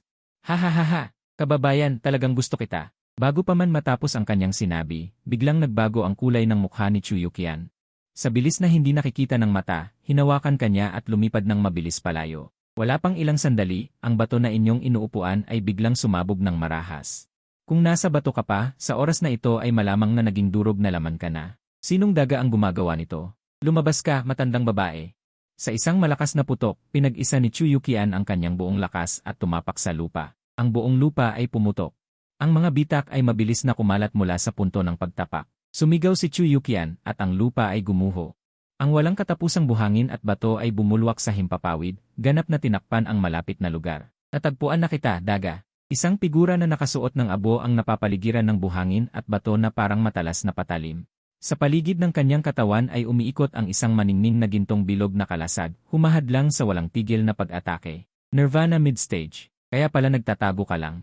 Dahan-dahang itinaas ng figura na nakasuot ng abo ang kanyang ulo. Sa dilim ay lumitaw ang dalawang pulang-pulang mata. Nagbago ang mukha ni Chu Yuqian. Demonic Cultivator. Mukhang hindi rin mapayapa ang silangang zoo. Hindi nakakagulat na ikaw ang tagapagmana ng banal na tindahan. Ang iyong mga pamamaraan at kakayahan ay lubhang kakilakilabot. Marahil kahit ang isang nagtatanong na cultivator ay hindi kalaban mo. Suminghal si Chu Yuqian. Isang maliit na basura lang ang nangahas na atakihin ang iyong lola. Tingnan mo, aalisin ko ang iyong balat, pagulungin ito, at ihagis sa palikuran. Akala mo ba't walang paghahanda akong papatay sa'yo? Hayaan mong ipakita ko sa'yo ang tunay na kapangyarihan. Ngumiti ng malamig ang figura na nakasuot ng abo, at bumunot ng kalahating piraso ng itim na sibat. Sa isang iglap, nagbago ang langit at lupa. Walang katapusang dugong ulan ang bumuhos mula sa himpapawid. Naging seryoso ang mukha ni Chu Yuqian, hindi makapaniwala. Isang putol na sandata ng lupa. Talaga naman, pinahalagahan niyo ako. Iniayos ng figura na nakasuot ng abo ang sibat, at ang nakakatakot na aura ng dugo ay sumabog. Ang isang lugar na ilang 10 milya ay ganap na natakpan ng pulang kulay. Hindi ka makakatakas. Mamatay ka na. Ang sama ng kapalaran ko. Sana nandito si matanda. Nang makita ito, dahan-dahan kang nagsalita. Matindi ba ang bagay na yon? Kahit putol, ito pa rin ay sandata ng lupa. Kung gagamitin ng buong lakas, katumbas ng antas ng lupa. Ate, hindi ko alam kung kaya kong pigilan. Pasensya na, kababayan. Sana'y maihatid pa kita sa guro. Mukhang kailangan mong pumunta ng mag-isa. Huwag kang mag-alala, hindi kita pababayaan, ate, na mamatay. Isang basag na sandata ng lupa lang iyan. Kung hindi ko kayang talunin, sasabog ko ito hanggang sa masira. Isang masamang pakiramdam ang sumulpot sa iyong puso. Ang dugo ni Chu Yuqian ay umagos, at ang kanyang katawan ay patuloy na lumaki. Tila magpapaputok siya upang mamatay kasama ang figura na nakasuot ng abo. Sandali, ate. May paraan ako. Hindi pa tayo nasa kawalan. Pagkasabi mo, lumingon ka sa kulay abo na anino at sinabi, para sa basurang iyon, anong ginagawa mo dyan gamit ang patpat ng ilawan? Batang walang karanasan, maglakas loob kang manginsulto sa sandata ng lupa, naghahanap ka ng kamatayan. Sandata ng lupa. Isa lang itong sirang patpat. Kahit sa palikuran, masyadong maiksi para dito. Ang pag-insulto sa sandata ng lupa ay dapat mawala ang iyong espiritu at katawan. Ngumiti ng malamig ang Panginoon. Sa susunod na sandali, walang hanggang dugo ang nagtipon sa dulo ng sibat at bumulusok sa iyo. Sinunog ni Chu Yuqian ang kanyang buong dugo upang pigilan ang banggaan ng sirang sandata ng lupa. inaakalang ito'y isang mahirap na laban. Ngunit hindi inaasahan na napakadali. Anong nangyayari? Peke ba ang sandatang ito ng lupa? Ipinatong mo ang iyong mga kamay sa baywang, may dugo sa iyong mukha. Isang jade sa iyong katawan ang kumikinang ng maningning, at kung saan nagtipon ang liwanag ng bituin. Ang pulang kasamaan ay tila nawala na at wala ng banta. Ang bituin at alikabok na jade ay kayang pigilan ang buong lakas ng isang pag-atake mula sa antas ng lupa. Kahit ang isang sirang sandata ng lupa ay walang halaga. Nag-unat ka ng iyong katawan at walang pakialam na suminghal. Ito lang, tila isang pag-atake na katumbas ng antas ng lupa. Parang kati-kati lang. Hindi. Paano nangyari ito? Ang kulay abo ay nahulog sa pinakamalalim na pagdududa sa sarili. Pinilit niyang gamitin ang sandata ng lupa. Kahit na sirang sandata ng lupa, ginugol niya ang lahat ng kanyang lakas. Gayunpaman, ngayon ang kanyang isip ay lubos ng nagulo. Isang itim na dugo ang lumabas sa kanyang bibig. Ang kulay abo ay nalaso ng kasamaan. Bilis! Patayin siya habang siya'y mahina. Si Chu Yuyan ay puno ng pagkalito sa kanyang puso, ngunit alam niyang ang pagkakataon ay mabilis na mawawala. Isang pag-ikot at lumitaw siya sa harap ng kulay abo. Pinapayagan kitang manlaban. Ang mga suntok na katumbas ng libu-libong bundok ay bumagsak sa katawan ng kulay abo. Ikaw naman ay kumuha ng Yi Jingling Pearl at sinipsip ang lahat ng enerhiya sa paligid. Ang presensya ng kulay abo ay mabilis na bumaba habang si Chu Yuyan ay hindi naapektuhan. Ate, tandaan mong tapusin siya, baka itong tao ay muling mabuhay. Narinig ito ni Chu Yuyan at naniwalang makatuwiran. Kaya nagkaroon ng walang tigil na mga ingay ng pagsabog. Pagkatapos ng 49 na beses, nasiyahan si Chu Yuyan at tumango. Ngayon, kahit na mga piraso ay wala nang natira. Umiti ka ng bahagya at nagtanong sa isip, bata, saan galing ang taong ito? Sagot sa host, ang amoy ng taong ito ay nagmula sa nalalabing kaluluwa ng emperador ng demonyo na nasa kanyang katawan. Talagang iyon ang lalaki. Maghintay ka lang, sa lalong madaling panahon ay bibigyan ko ng leksyon ang kaluluwang iyon. Si Chu Yuyan ay tumigil sa kapangyarihan at lumapit sa iyo. Ang kanyang mga mata ay puno ng pagkalito. Binata, ano yon kanina? Ate, sinasabi mo ba ang jade na yon? Ibinigay iyon sa akin ng isang matandang lalaki. Sinabi niya na may kinalaman ako sa kanya at binigyan ako ng isang bagay para sa proteksyon. Sinabi ng matanda na ang jade na ito ay kayang pigilan ang buong lakas ng antas ng lupa. Nakita ko na ang kulay abo ay patuloy na nagyayabang tungkol sa sandata ng lupa, kaya gusto kong subukan ito. At gumana ito. Lumiit ang mga mata ni Chu Yuyan. Isang kayamanan na kayang pigilan ang pag-atake ng antas ng lupa. Ipakita mo sa akin. Nagkibit balikat ka. Nasira na ito. Sinabi ng matanda na isang beses lang ito magagamit. CJ, sa pagkakataong ito, talagang kailangan kong magpasalamat sa maliit na binata. Talagang ang swerte ay narito. Sa susunod na lumabas ako, kailangan kong kumuha ng ilang kayamanan ng matanda. Bumuntong hininga si Chu Yuyan at hindi na ito pinansin. Lumapit siya at kinuha ang kalahating sibat. Ang sirang sandata ng lupa ay puno ng demonyong kasangkapan. Kung gagamitin ito ng matagal, masisira ang isip. Mas mabuting dalhin ito pauwi at ipalock sa matanda. Tara na, binata. Dapat na tayong magpatuloy. Samantala, sa loob ng Jade Beast Sect, isang disipulo na may gulat na mukha ang nagmamadaling lumapit. Punong tagapamahala! Punong tagapamahala! Masamang balita! Ang mga alagang hayop! Ang mga alagang hayop ay ninakaw ng isang tao. Lumiit ang mga mata ng matanda at direktang tumalon mula sa lupa. Ano? Ninakaw? Lahat ng aking mamahaling alagang hayop ay nawala. Hindi naman lahat. Kinuha lamang ang mga matataba. Sinabi ng magnanakaw na ang mga payat ay hindi masarap. Walang kwenta. Lahat kayo ay walang kwenta. Punong tagapamahala, ang babaeng magnanakaw ay napakalakas. Isang suntok lamang ay nabasag na ang aray. Kinuha niya ang dose-dose ng mga alagang hayop na libu-libong kilo na parang walang kahirap-hirap. At siya pa. Nag-iwan ng maraming merienda. Sinabi niya na binili na niya lahat ang mga alagang hayop na ito. Anong kabaliwan? Talagang walang katwiran. Ano pang hinihintay niyo? Ipaalam sa lahat ng matatanda. Habulin siya. Sa isang lambak na puno ng enerhiya, umakyat ang usok ng apoy. Isang malaking bato na kaldero ang nasa lupa. Iba't ibang mahiwagang hayop at halaman, mataba at payat, ay naglalaga sa kaldero. Hindi mo napigilan ang laway na lumabas. Talagang napakabango nito, lalo na nang magdagdag si Chu Yuyan ng maraming makukulay na halamang gamot. Ang bango ay umabot sa rurok. Ngunit ang sumunod na ginawa ni Chu Yuyan ay nagpatigil sa iyo. Nakita mo siyang naglabas ng isang tuyot na alupihan at inihagis ito sa kaldero. Ate, ano ang idinagdag mo? Isinama mo ang isang hua alupihan. Lason iyon, alam ko. Hindi lang ang isang hua alupihan ang may lason. Ang idinagdag kong kifuling, lanshaihan hua, duan siteng, at iba pa ay lahat may lason. Ngumiti si Lo Qiangsu ng nakakatakot. Junior brother, kumain ka ng marami mamaya. Huwag mong sayangin Neng, bigla akong hindi nagugutom. Baka huwag na lang. Hahaha, Neng, niloloko lang kita.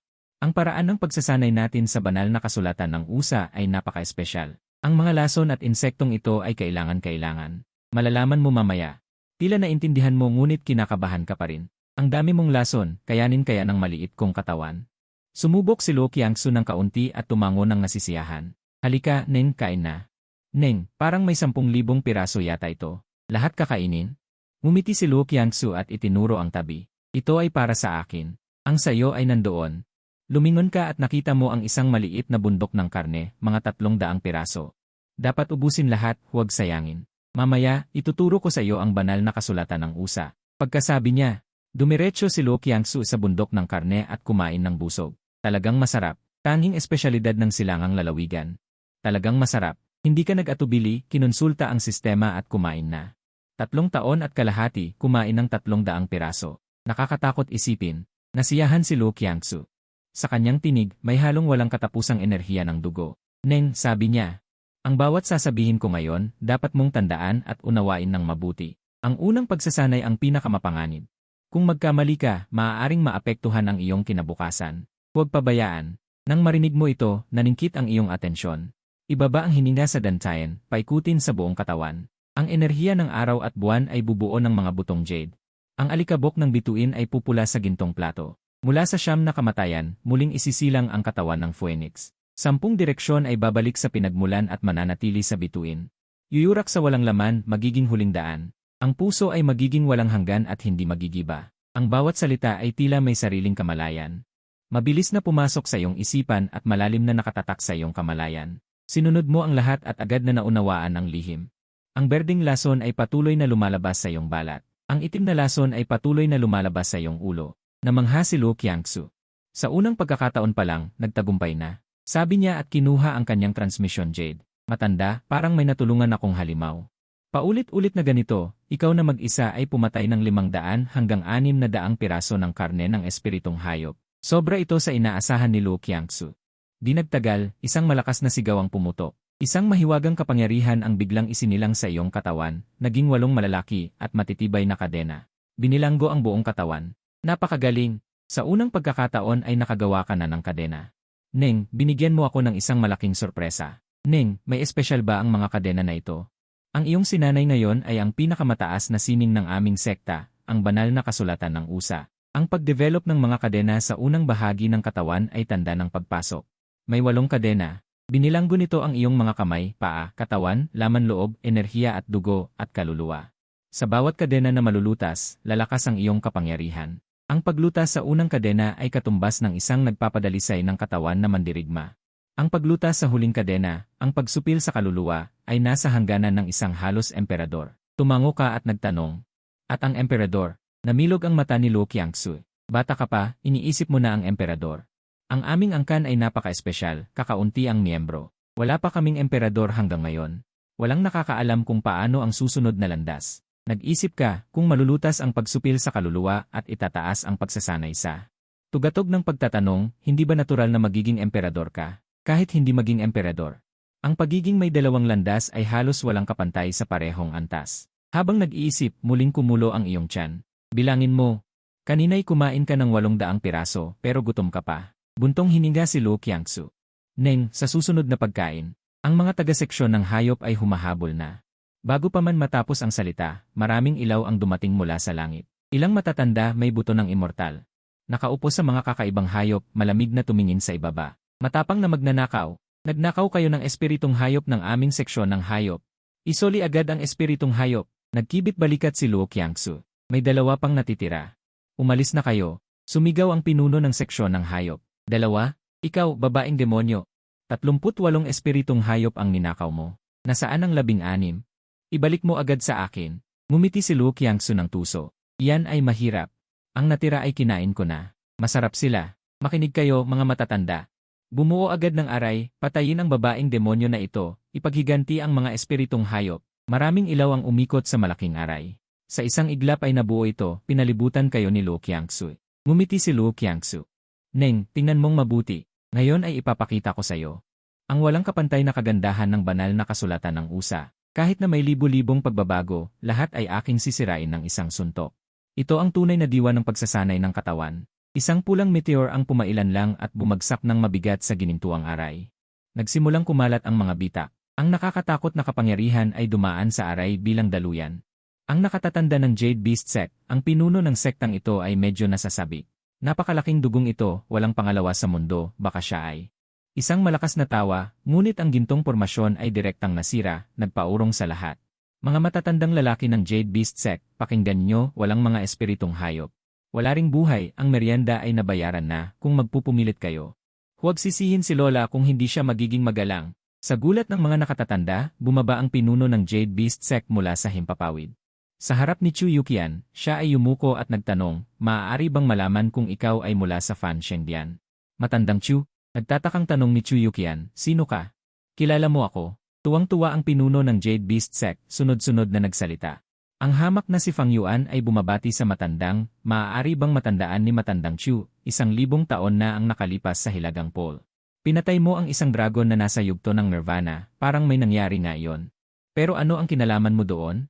Hindi alam ng matandang, noong panahong iyon ay mahina pa ako, gusto kong kunin ang itlog ng dragon, ngunit aksidenteng nalunok ako ng dragon, halos walang buhay. Kung wala ang suntok na iyon ng matandang, malamang wala na ako sa mundong ito. Narinig ito ni Chu Yuqian.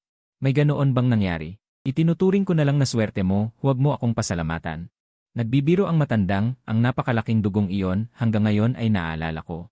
Ngayon nakikita ko na mas lumakas pa ang iyong kakayahan. Nagulantang ang mga nakatatanda sa tabi, itong mukhang 20 taong gulang na dalaga. Ang kanyang panahon ng pagsasanay ay mas mahaba pa sa pinuno ng sektang ito, ilang taon na kaya yon. Kumaway si Chu Yuqian. Wala na ba? Kung wala na, aalis na kami. Sandali. Ngayong nakilala ko ang matandang Chu, tunay na swerte ko, sana ay pumunta ang matandang sa Jade Beast Sect. Upang mapaunlakan ko kayo bilang panauhin. Narinig ito ni Chu Yuqian, bahagyang umiti ang kanyang labi, sinabi ko na sa matanda. Junior brother, hindi ka ba busog? Ang pagkain na dumating mismo. Bakit natin ito tatanggihan? Nagbago ang kulay ng mukha ng mga nakatatanda ng Jade Beast Sect, ngumiti si Fang Yuan. Ang aking Jade Beast Sect ay may maraming mga espiritong hayop na karne, tiyak na masisiyahan kayo. Pinuno, may gagawin pa ako. Babalik na ako sa sektang ito. Pinuno, may gagawin din ako. Walang sabi-sabi ang mga nakatatanda. Diretso silang bumalik sa sektang ito, hindi nila hahayaang masira ang kanilang mga minamahal na espiritong hayop. Sa loob ng Jade Beast Sect, napakabait ni Fang Yuan, naghanda ng isang malaking mesa ng sariwang masasarap na pagkain. Makikita na pumikit si Chu Yuqian, umiti at nagsabi, sabihin mo na, Pinunong Fang.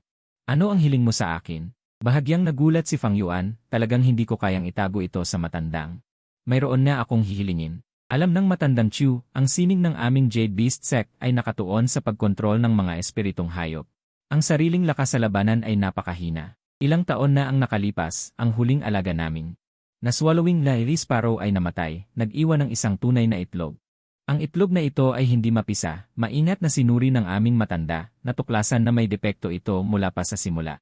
Kulang sa dugong sigla, kailangan ng lubos na dalisay na dugong sigla upang mapangalagaan, saka lamang maaaring mapisa ang munting swallowing na Sparrow. Ang aming dugong sigla ay hindi sapat, tanging isang purong tagapagsanay ng katawan ang makakagawa nito. Nagbago ang kulay ng mukha ni Chu Yuqian. Unti-unting bumaba ang kanyang boses, kaya isang patak ng esensya ng dugo lamang, walang epekto sa matandang.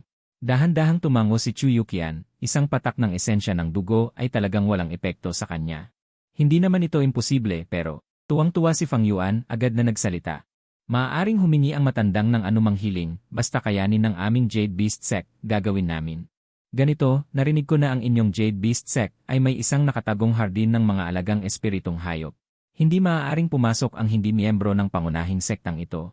Mapanganib ang mundo ng immortal, at itong aking junior brother. Kakasimula pa lang ay maaaring maapi, gusto niyang humanap ng isang espiritong hayop para sa sariling proteksyon. Walang problema. Basta makuha ng munting kaibigang ito ang pagkilala ng espiritong hayop, natural na maaari niya itong kunin. Mabilis? Dalhin mo kami doon.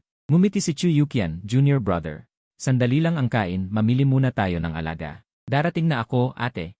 Pinunasan niya ang mantika sa kanyang labi, sumayaw-sayaw na sumunod kay Chu Yuqian. Ang hardin ng 10 alaga. Isa sa mga pangunahing lugar ng Jade Beast Sect, sa pamamagitan ng serye ng mga hadlang, kayo ay nakapasok sa hardin. Nakita ito, napatigil ka, ito ay parang zone ng mga immortal. Iba't ibang mga espiritong hayop ang nakakagulat sa mata.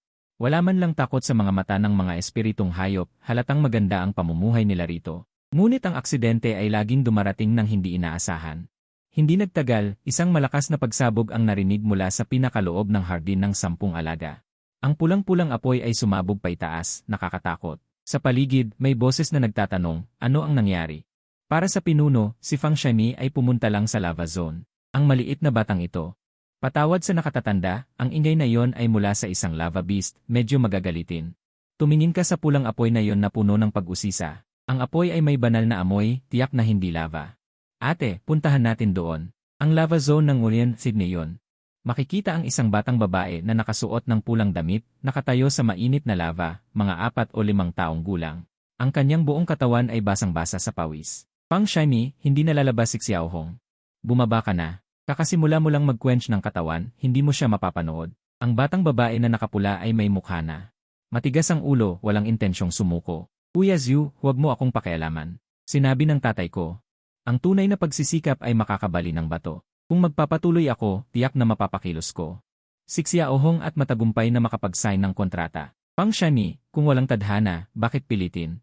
Mayroon namang ibang matatalinong hayop sa CNZ na mapagpipilian. Gusto ko lang si Xiaohong, wala nang iba. Ang matigas na tinig na may paghingal ay muling umalingaw-ngaw. Xiaohong, lumabas ka, huwag kang matakot. Hindi kita sasaktan. Sa kabilang panig, si Fang Yuan ay mumiti ng walang magawa. Ang flame sparrow na ito ay tila hindi kumikilala. Si Chu Yun ay bahagyang tumango, ang kanyang mga mata ay nagpapakita ng paghanga. Matatag at matyaga, isang magandang material para sa pagsasanay. Tumingin ka sa lava na may bahid ng dugo sa mga mata.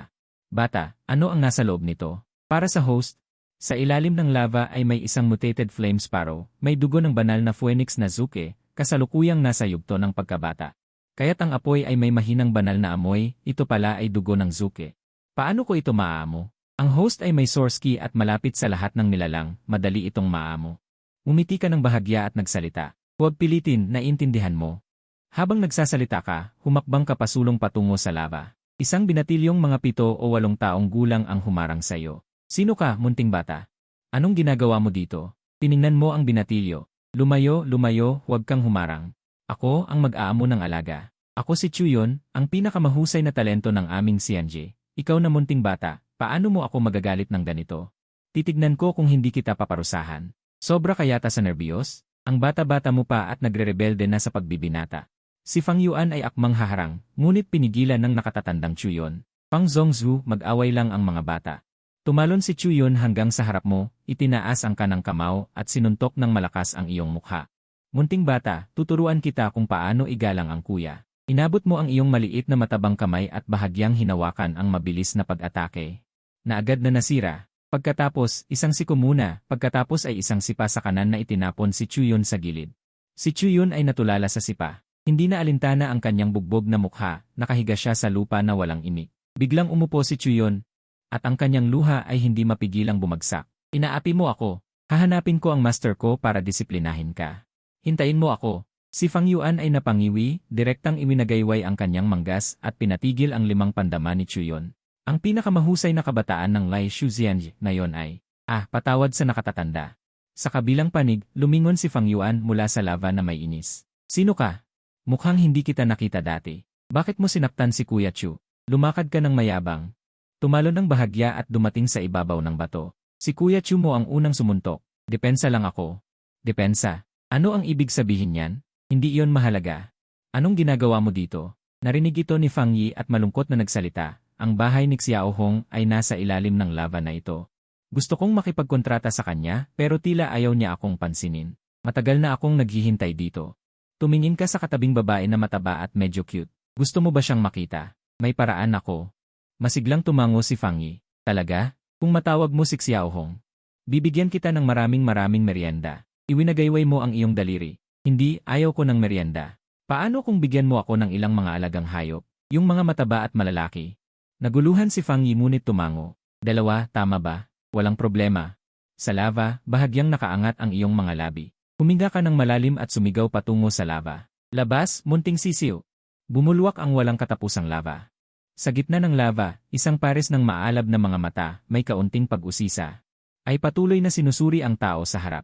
Masayang iniunat ni Fang Yi ang kanyang maliit na kamay. Xiao Hong, lumabas ka. Halika sa braso ng ate. Sa kasamaang palad, walang reaksyon si Xiao Hong, patuloy lang siyang nakatitig. Ang kanyang mga mata ay puno ng kawalan ng katiyakan. Umiti ka ng bahagya at kumaway. Monting sisiw. Halika. Sa pagkalito, ang napakapinong pinagmulan ng dao ay dumaloy mula sa iyong katawan, tahimik na pumasok sa katawan ni Xiao Hong. Ang mapupulang mga mata ni Xiao Hong ay biglang lumiwanag. Ipinakita niya ang kanyang tunay na anyo. Lumutang sa harap mo at mariing kumiskis, nagpapakita ng sobrang pagmamahal. Ang maliit na bibig ni Fang Yi ay naging O-shape. Si Xiao Hong ay tila gustong-gusto ka. Mumiti ka. Bata, ang dalawang espiritual na hayop na ipinangako mo sa akin, hindi mo maaaring bawin yon. Ang tingin ni Fang Yi ay laging nasa Xiao Hong. Alam ko, alam ko. Xiao Hong, maaari ba kitang yakapin? Nang makita si Xiao Hong na nagpapakita ng ekspresyong nandidiri at tumatanggi, naluluha ang mga mata ni Fang Yi. Matagal na akong nandito. Siya ay kagagaling lang, ikaw naman. Inilapit mo si Xiao Hong sa harap ni Fang Yi. Nais mo bang hawakan siya, munting kapatid? Dalawang espiritual na hayop, ginagaranti akong papayag siya. Dagdagan pa ng dalawa, maaari mo siyang yakapin ng kalahating oras. Isa lang ang pagkakataon, gamitin ito ng mabuti. Lumiwanag ang mga mata ni Fang Yi. Walang problema, 4 na lang. Ngunit sa sandaling iyon, sumigaw si Xiao Hong. Kayo ay walang hiya. Gusto mo pang yakapin ang marangal kong katawan? Huwag mo nang isipin. Si Fang Yi ay nakaturo sa iyo at mahinang nagsalita. Pero isa rin siyang paslit. Iba siya. Mabango ang kanyang katawan. Si Fang Yi ay biglang nakaramdam ng matinding pagkabigla. Hindi sinasadyang suminghot sa kanyang kilikili, ang kanyang mukha ay puno ng pagkatalo. Sa susunod na segundo, tumawid si Fang Yi. Dumikit ng mahigpit sa iyong harapan, suminghot ng malakas. Talagang mabango. Talagang mabango. Mabilis kang umatras, ang iyong mukha ay puno ng gulat. Munting babae, magpakumbaba ka. Sa hinaharap, ako ay magiging may asawa. Pagkatapos ay tumuro ka kay Xiao Hong at nagsalita. Munting nilalang, bibigyan kita ng pangalan. Tingnan mo ang iyong mabangis na itsura. Simula ngayon, tawagin kang Hong Nu. Sumunod ka sa akin, kailangan mong makinig sa akin. Pwede kitang sundan? Ngunit kailangan kong kumain ng busog araw-araw at kailangan mong matulog kasama ko. Ano? Ikaw, lalaki ba o babae? Huwag itanong dito. Sabihin mo lang kung pumapayag ka o hindi. Ikinaway mo ang iyong kamay. CJ, hayaan mo muna siyang yakapin ka sandali para makuha natin ang pagkain. Si Hong Nu ay atubili. Ngunit sa wakas ay ibinuka niya ang kanyang mga pakpak. Si Fang Yi ay napakasaya, binuhat si Hong Nu at mariing kinuskos. Uy, ang cute! Sa wakas na hawakan ko na. Sa kabilang banda, si Fang Yuan ay labis na nasaktan. Kasama ang Fire Sparrow na ito, 5 espiritual na hayop lahat ay naibigay ng maliit na batang ito. Nakatatanda, ayon sa kasunduan, mangyaring ibigay ang gintong dugo. Si Chuyukian ay hindi nag-alala.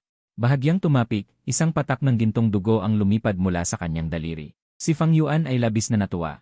Agad niyang kinuha ang Suanyu bote upang tipunin. Ang kabutihan ng nakatatanda, hindi kailanman malilimutan ng Beast Taming Sect. Pagkalipas ng kalahating oras, sa pinakamalalim na bahagi ng Beast Taming Sect, isang nakakagulat na sigaw ang sumabog. Ang sisiw ng Devour-Heaven Sparrow ay matagumpay na napisa. Lumapit si Chuyukian sayo. Mahinang nagsalita. Junior brother, tapos na ang bagay. Kailangan na nating umalis. Si Fang Yi ay nag-atubili, ibinigay si Xiao Hong Nu sa iyong mga kamay. Dapat mong alagaan ng mabuti si Xiao Hong. Kapag lumaki na ako, hahanapin ko kayo. Inakay ka ni Chuyukian palayo, patungo sa Jade Pool. Sa daan, nagtanong ka ng may pag-usisa. Senior sister, iyon ba ang sisiw ng Devour-Heaven Sparrow? Dapat tama. Ang Devour-Heaven Sparrow ay may kakayahang lamunin ang langit at lupa. Kapag lumaki, ito ay napakatakot, kayang pantayan ang Peak Dao Seeking Cultivator. Ang lakas, kung magkakaroon lang ako ng isa. Galit na nagsalita si Xiao Hong Nu. Hindi maganda. Ako, ang Sparrow Emperor, ang tunay na hari. Ang Devour-Heaven Sparrow ay walang halaga. Natawa si Chuyukian. Ang maliit na Fire Sparrow na ito ay hindi rin masama. May bakas ng pag-urong sa ninuno sa kanya. Ngunit sayang, ang kanyang dugo ay hindi masyadong dalisay, sa huli ay may limitasyon. Bahagyang umiti ka, nag-iisip sa iyong isip. Hindi ko alam kung ang buhay na nilalang na ibinigay ni Ate Empress ay mapapalakas. Sa pagpunta sa Jade Pool, kailangan kong subukan. Sa pag-isip nito, inalog-alog mo si Xiao Hong Nu. Maliit na sisiyo, may sasabihin ako sa iyo. Ilang araw lang, pupunta tayo sa Jade Pool. Sa oras na yon, makikilala mo ang isang napakagandang ate. Ibibigay kita sa kanya, okay? Nagalit si Hong Nu. Ikaw, sinisiraan mo ako. Hindi mo tinutupad ang iyong salita. Hindi ka na nagpaliwanag. Tahimik kang nakipag-usap kay Xiao Hong Nu. Sa wakas, lumiwanag ang mga mata ni Xiao Hong Nu. Sigurado ka bang ang aking dugo ay maaaring magising muli? Siguradong kaya, basta gawin mo ang sinasabi ko. Gagaranti akong gagawin kitang hari ng mga sparrow. Ilang araw pagkatapos, sa isang lugar na may masaganang espiritual na enerhiya. Sa tabi ng batong patio, biglang bumaba si Chen Yuqian. Nagtanong ka ng may pagtataka, ate. Nakarating na ba tayo? Siyempre hindi, kahit na ang iyong ate ay napakalakas. Pero sa Yao Chai Sacred Ground, kailangan pa ring magbigay galang. Maganda ang tanawin dito. Kaya dito na lang tayo kumain habang hinihintay ang matanda. Sa pagkalkula ng oras, dapat dumating na siya. Makalipas ang ilang sandali, tinitigan ni Chen Yuqian ang sound transmission jade na may pagtataka. Matanda, ano ang sinabi mo? Hindi ka darating. Malungkot na sabi ni Chen Yuqian. Di kong wala ang matanda. Ano ang gagawin natin? Ang mga matatandang halimaw sa Yao Chai, hindi ko sila kayang labanan, ate. Kung papasok tayo ng walang pahintulot, baka mapalo tayo. Ate, sino ba talaga ang ating guro? May pangalan ba siya? Matagal na nag-isip si Chen Yuqian, tapos mariing tinapik ang noo. Iyon. Parang hindi ko rin alam ang pangalan ng matanda. Noong inampon niya ako, matagal na siyang hindi nakikialam sa mundo. Minsan narinig ko na may tumawag sa kanya na nakatatandang Lin, pero hindi ko na tinanong ng mabuti. Pangalan lang naman. Hindi naman importante. Sa oras na yon, may liwanag na dumulas sa harapan. Isang diyosa na dalisay at maganda ang anyo. Ang lumitaw sa harap ng dalawa. Kayo ba sina Chen Yuqian at Chen Yang ng Fan Sheng Hall? Sa unang pagkikita, ako si Yao Xiu. Si Chen Yuqian ay masusing nag-isip. Biglang nagbago ang ekspresyon ng mukha. Yao Xiu, ikaw ang Yao Chai Saint Lord na si Yao Xiu. Nga, alam ko na ang lahat. Napili ko na ang lugar para sa inyong sekta. Sumunod kayo sa akin. Si Chen Yuqian ay labis na nagulat sa kalooban. Ito ang ginawa ng matanda. Kumura pang iyong mga mata, nag-iisip sa iyong puso. Ang Saint Lord ay personal na lumabas. Ano ba talaga ang pinagmulan ng mura kong guro? Makalipas ang ilang sandali, kayong dalawa ay dinala ni Yao Xiu sa isang lugar na. Isang cave heaven blessed land na puno ng spiritual energy. Ang lugar na ito ay may saganang spiritual energy, pinakaangkop para sa pagtatayo ng sekta. Si Chen Yuqian ay may hindi makapaniwalang mukha. Hindi ba ito masyadong marangya? Ang spiritual energy dito ay hindi bababasa. 10-10 beses na mas sagana kaysa sa labas. Kahit sa loob ng Yao Chai, ito ay isa sa mga pambihirang kayamanan na lugar. Kami ay mga body cultivator, hindi namin kailangan ang ganoong kagandang lugar. Umiti si Yao Xiu ng bahagya. Ito ang kaayusan ng aking guro. Ang aking guro at ang iyong guro ay magkakilala. Hindi ba niya ito sinabi sa'yo? Yumiling si Chen Yuqian. Ang matanda ay hindi kailanman nagsasabi sa akin tungkol sa kanyang nakaraan. Tumingin si Yao Xiu sa inyong dalawa. Itinuturing tayong magka-level. Maaari ninyo akong tawaging ate. Sa pagkakita nito, ikaw ay ngumiti at nagsalita. Magandang araw, Ate Xiu. Ito ang Yao Chai Saint Lord. Ang pagkakaroon ng ganoong malakas na koneksyon bilang ate. Kahit saan ka pumunta, pwedeng magyabang. Na pala, Ate Xiu. Nakarating na ba ang matanda at Ate Luo? Miss ko na ang matanda. Si Qiansu ay nasa closed door cultivation. Si Lin Yu na nakababatang kapatid ay nagbabantay sa kanya. Lumipas ang oras, hilaga ng Yao Chai. Sa layong ilang daang milya mula sa Cave Heaven Blessed Land, nakatayo na nakatalikod sa isang dark gold meteorite. Kailangan mong gumawa ng 10,000 beses na pagsisikap kaysa sa karaniwang kultibador. Habang nagsasalita, idinikit ni Chen Yuqian ang isang talisman sa iyong likod. Ito ay sabi ng ate. Walang ginagawa kaya siya mismo ang gumuhit ng training talisman. Pagkasindi, tatagal ito ng mga 6 na oras. Nagtanong ka ng may pag-aalinlangan. Ate, ano ang epekto ng talisman na ito? Ngumiti si Chen Yuqian. Walang espesyal na epekto. Sumasabog lang ito. Ang lakas ba? Sapat na para pasabugin ang 10 ikaw. Ate, ito ay pagpatay sa iyong sariling dikong. Si Chen Yuqian ay biglang dumaklot sa iyo at inihagis sa malayo. Tumigil ka sa pagreklamo, dikong. Wala ng oras, nasunog na ito. Mula sa ibaba ay muling dumating ang babala ni Chen Yuqian. Dikong, basta't sapat ang bilis ng iyong pagtakbo. Hindi gagana ang training talisman. Tandaan, kailangan mong tumakbo ng 6 na oras, kung hindi, sasabog ka pa rin. Namutla ang iyong mukha. Ang potensyal sa iyong katawan ay patuloy na napukaw. Ang maliit mong katawan ay humihila ng malaking meteorite, patuloy na tumatakbo sa bakanteng lupa. Ang dark gold meteorite na may timbang na libu-libong kilo ay patuloy na dumadaos-dos, nagtataas ng makapal na alikabok. Si Chen Yuqian ay patuloy na nagmamadali. Masyadong mabagal. Bilisan mo. Kung hindi ka magmadali, sasabog na ang talisman. Sumigaw ka ng malakas, pinaandar ang Fan Sheng Lucien Dian sa sukdulan, at bahagyang bumilis pa ang iyong bilis. Si Yao Xiu ay lalong nagulat sa kanyang nakikita. Ang batang ito ay 3.5 taon pa lamang. Kahit na tinatahak niya ang landas ng body cultivation. Kakasimula pa lamang siya. Bakit siya may ganoong katakot-takot na dugo at katawan? At ang biglaang pagsabog ng lakas na yon. Kahit ang ikasyam na antas ng body tempering ay hindi kayang gawin yon. Biglang kumunot ang mga mata ni Yao Xiu. Lumitaw sa kanyang isip ang isang Eya na hindi niya mismo mapaniwalaan. Sabi mo ba, siya ay nasa extreme peak ng body tempering? Matapos ang hindi malamang oras, nakahiga ka sa lupa, humihinga ng mabigat, kinaladkad ang libu-libong kilo na dark gold meteorite. Sa nakamamanghang bilis, tumakbo ako ng isang araw at isang gabi. Ngayon, gusto mo lang humiga at magpahinga, wala nang ibang gusto. Labis na nasiyahan si Luo Qiangsu. Di kong talagang pinaikot mo ako. Isang araw pa lang ang lumipas, at ang tanikala sa iyong kanang braso ay tila malapit ng masira, sabi mo ng paulit-ulit. Ate, pagod na pagod ako. Hayaan mo muna akong magpahinga. Umiling si Luo Qiangsu. Di kong, hindi ka maaaring magpahinga. Bumangon ka na at kumain. Diretso kang hinila ni Luo Qiangsu.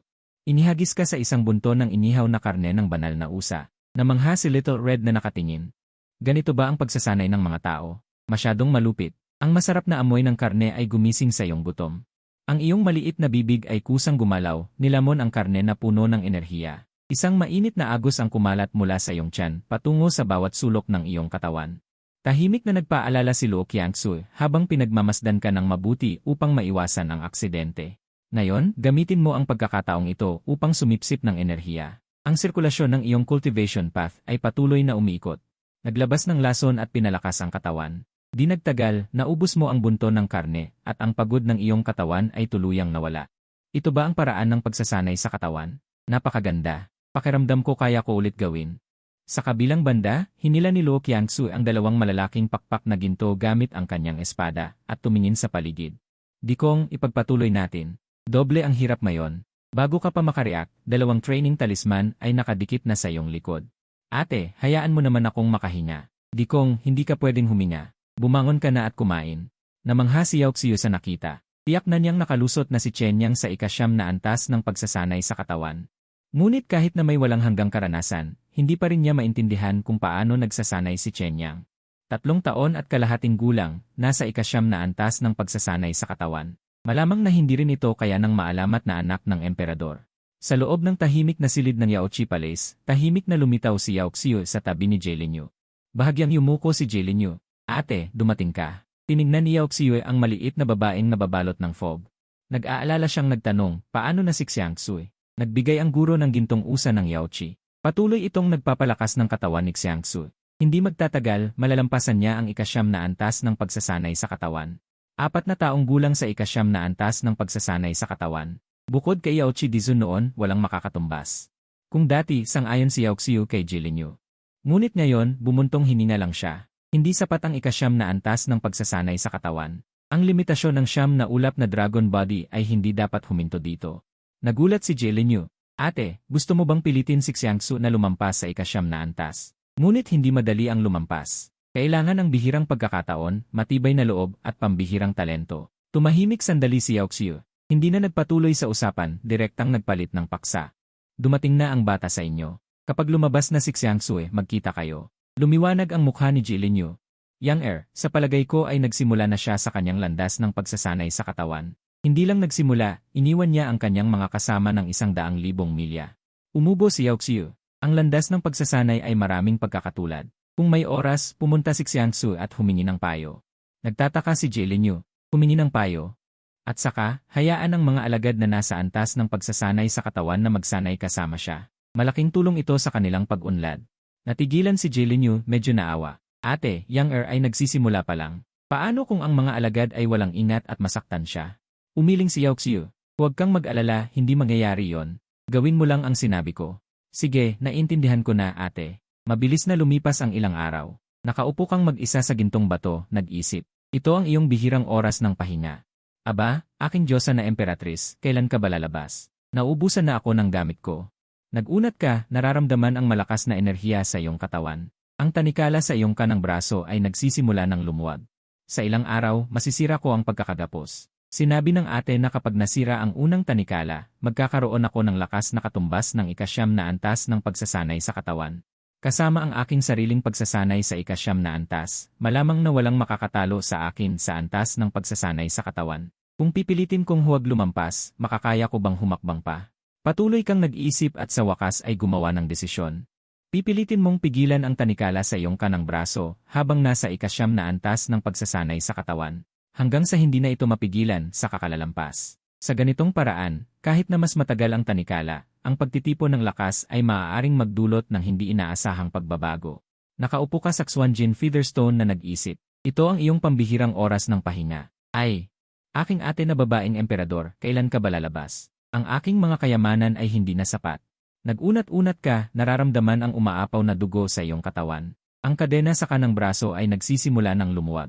Sa loob ng ilang araw, maaaring mabali ang pagkakagapos. Sinabi ng ate na senior, kapag nabali ang unang kadena, magkakaroon ng lakas na katumbas ng ika-9 na antas ng pagpapino ng katawan. Dagdag pa ang sariling pagsasanay sa ika-9 na baitang ng pagpapino ng katawan. Marahil sa larangan ng pagpapino ng katawan, walang makakatalo sa akin. Kung pipilitin kong pigilan ang pagsulong, maaari bang sumulong pa? Patuloy kang nag-iisip at sa huli ay gumawa ka ng isang desisyon. Pipilitin mong gamitin ang pagsasanay sa ika-9 na baitang ng pagpapino ng katawan upang pigilan ang kadena sa kanang braso, hanggang sa hindi na ito mapigilan sa kakalalampas. Sa ganitong paraan, kahit na mas matagal ang oras bago maputol ang kadena. Ngunit sa pamamagitan ng pag-ipon, maaaring mangyari ang hindi inaasahang pagbabago. Sa ilalim ng malabong liwanag ng buwan, 5 malalaking batong meteor ng Xuanjin ay mabilis na gumugulong. Si Chen Yang ay nakatayo sa tuktok ng bundok, pinapanood ang eksenang ito, ang kanyang mga labi ay hindi sinasadyang pumantig, taglay ang matatag na kalooban. At ang kakilakilabot na talento, matanda, sabi mo ba sa ating Fansheng Hall? Hindi ba talaga tayo magkakaroon ng isang emperador? Lumipas ang ilang araw. Si Luo Qiangsu ay hindi pa lumalabas mula sa kanyang pag-iisa, ngunit sa lugar kung saan ka nagsasanay, dumating ang ibang mga bisita. Bat, ikaw ba ang sinasabi ng guro na tagapagsanay ng katawan? Ang nagsalita ay isang batang babae. Mukhang mga 6 o 7 taong gulang lamang, ngunit ang antas ng kanyang paglilinang ay umabot sa ika-9 na baitang ng pagpapadalisay ng katawan. May 6 pang kasama.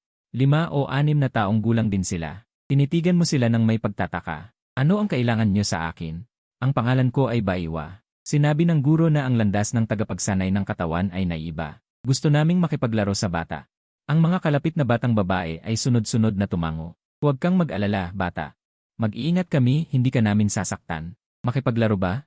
Ito ay nagdulot sa iyo ng kaunting pagtataka. Ang mga batang babae na ito, hindi ba sapat na sila para sa isang kamay mo? Sa sandaling ito, sa iyong isip ay narinig mo ang mensahe ni Yao Xiu. Bata, turuan mo sila para sa akin. Bilang kapalit, bibigyan kita ng ilang patak ng Yao Xi Golden Dew. Yao Xi Golden Dew. Mukhang magandang bagay iyan. Walang problema, Senior Sister Xiu. Ngunit may kahilingan ako. Maaari bang ipadala ni Lo Gigi ang Yao Xi Golden Dew sa akin? Si Yao Xiu ay medyo nagtaka. Ngunit pumayag pa rin siya. Kapag siya ay lumabas mula sa pag-isa, dadalhin niya ito sa iyo. Bahagya mong itinaas ang iyong mga labi, halos. Matawa ka na. CJ, gusto ninyong makipaglaro, tama ba? Walang problema. Si Baiwa ay sunod-sunod na tumango, hakbang-hakbang na lumapit sa iyo. Gaya ng isang matanda, sinabi niya, ako muna, bata. Bigyan mo ako ng tagubilin. Ipinilig mo ang iyong ulo. Masyadong kaunti ang isa. Kayong 7 ay sabay-sabay na lumaban. Umiling ka. Ang isa ay masyadong kakaunti. Kayong 7, sabay-sabay kayong lumaban.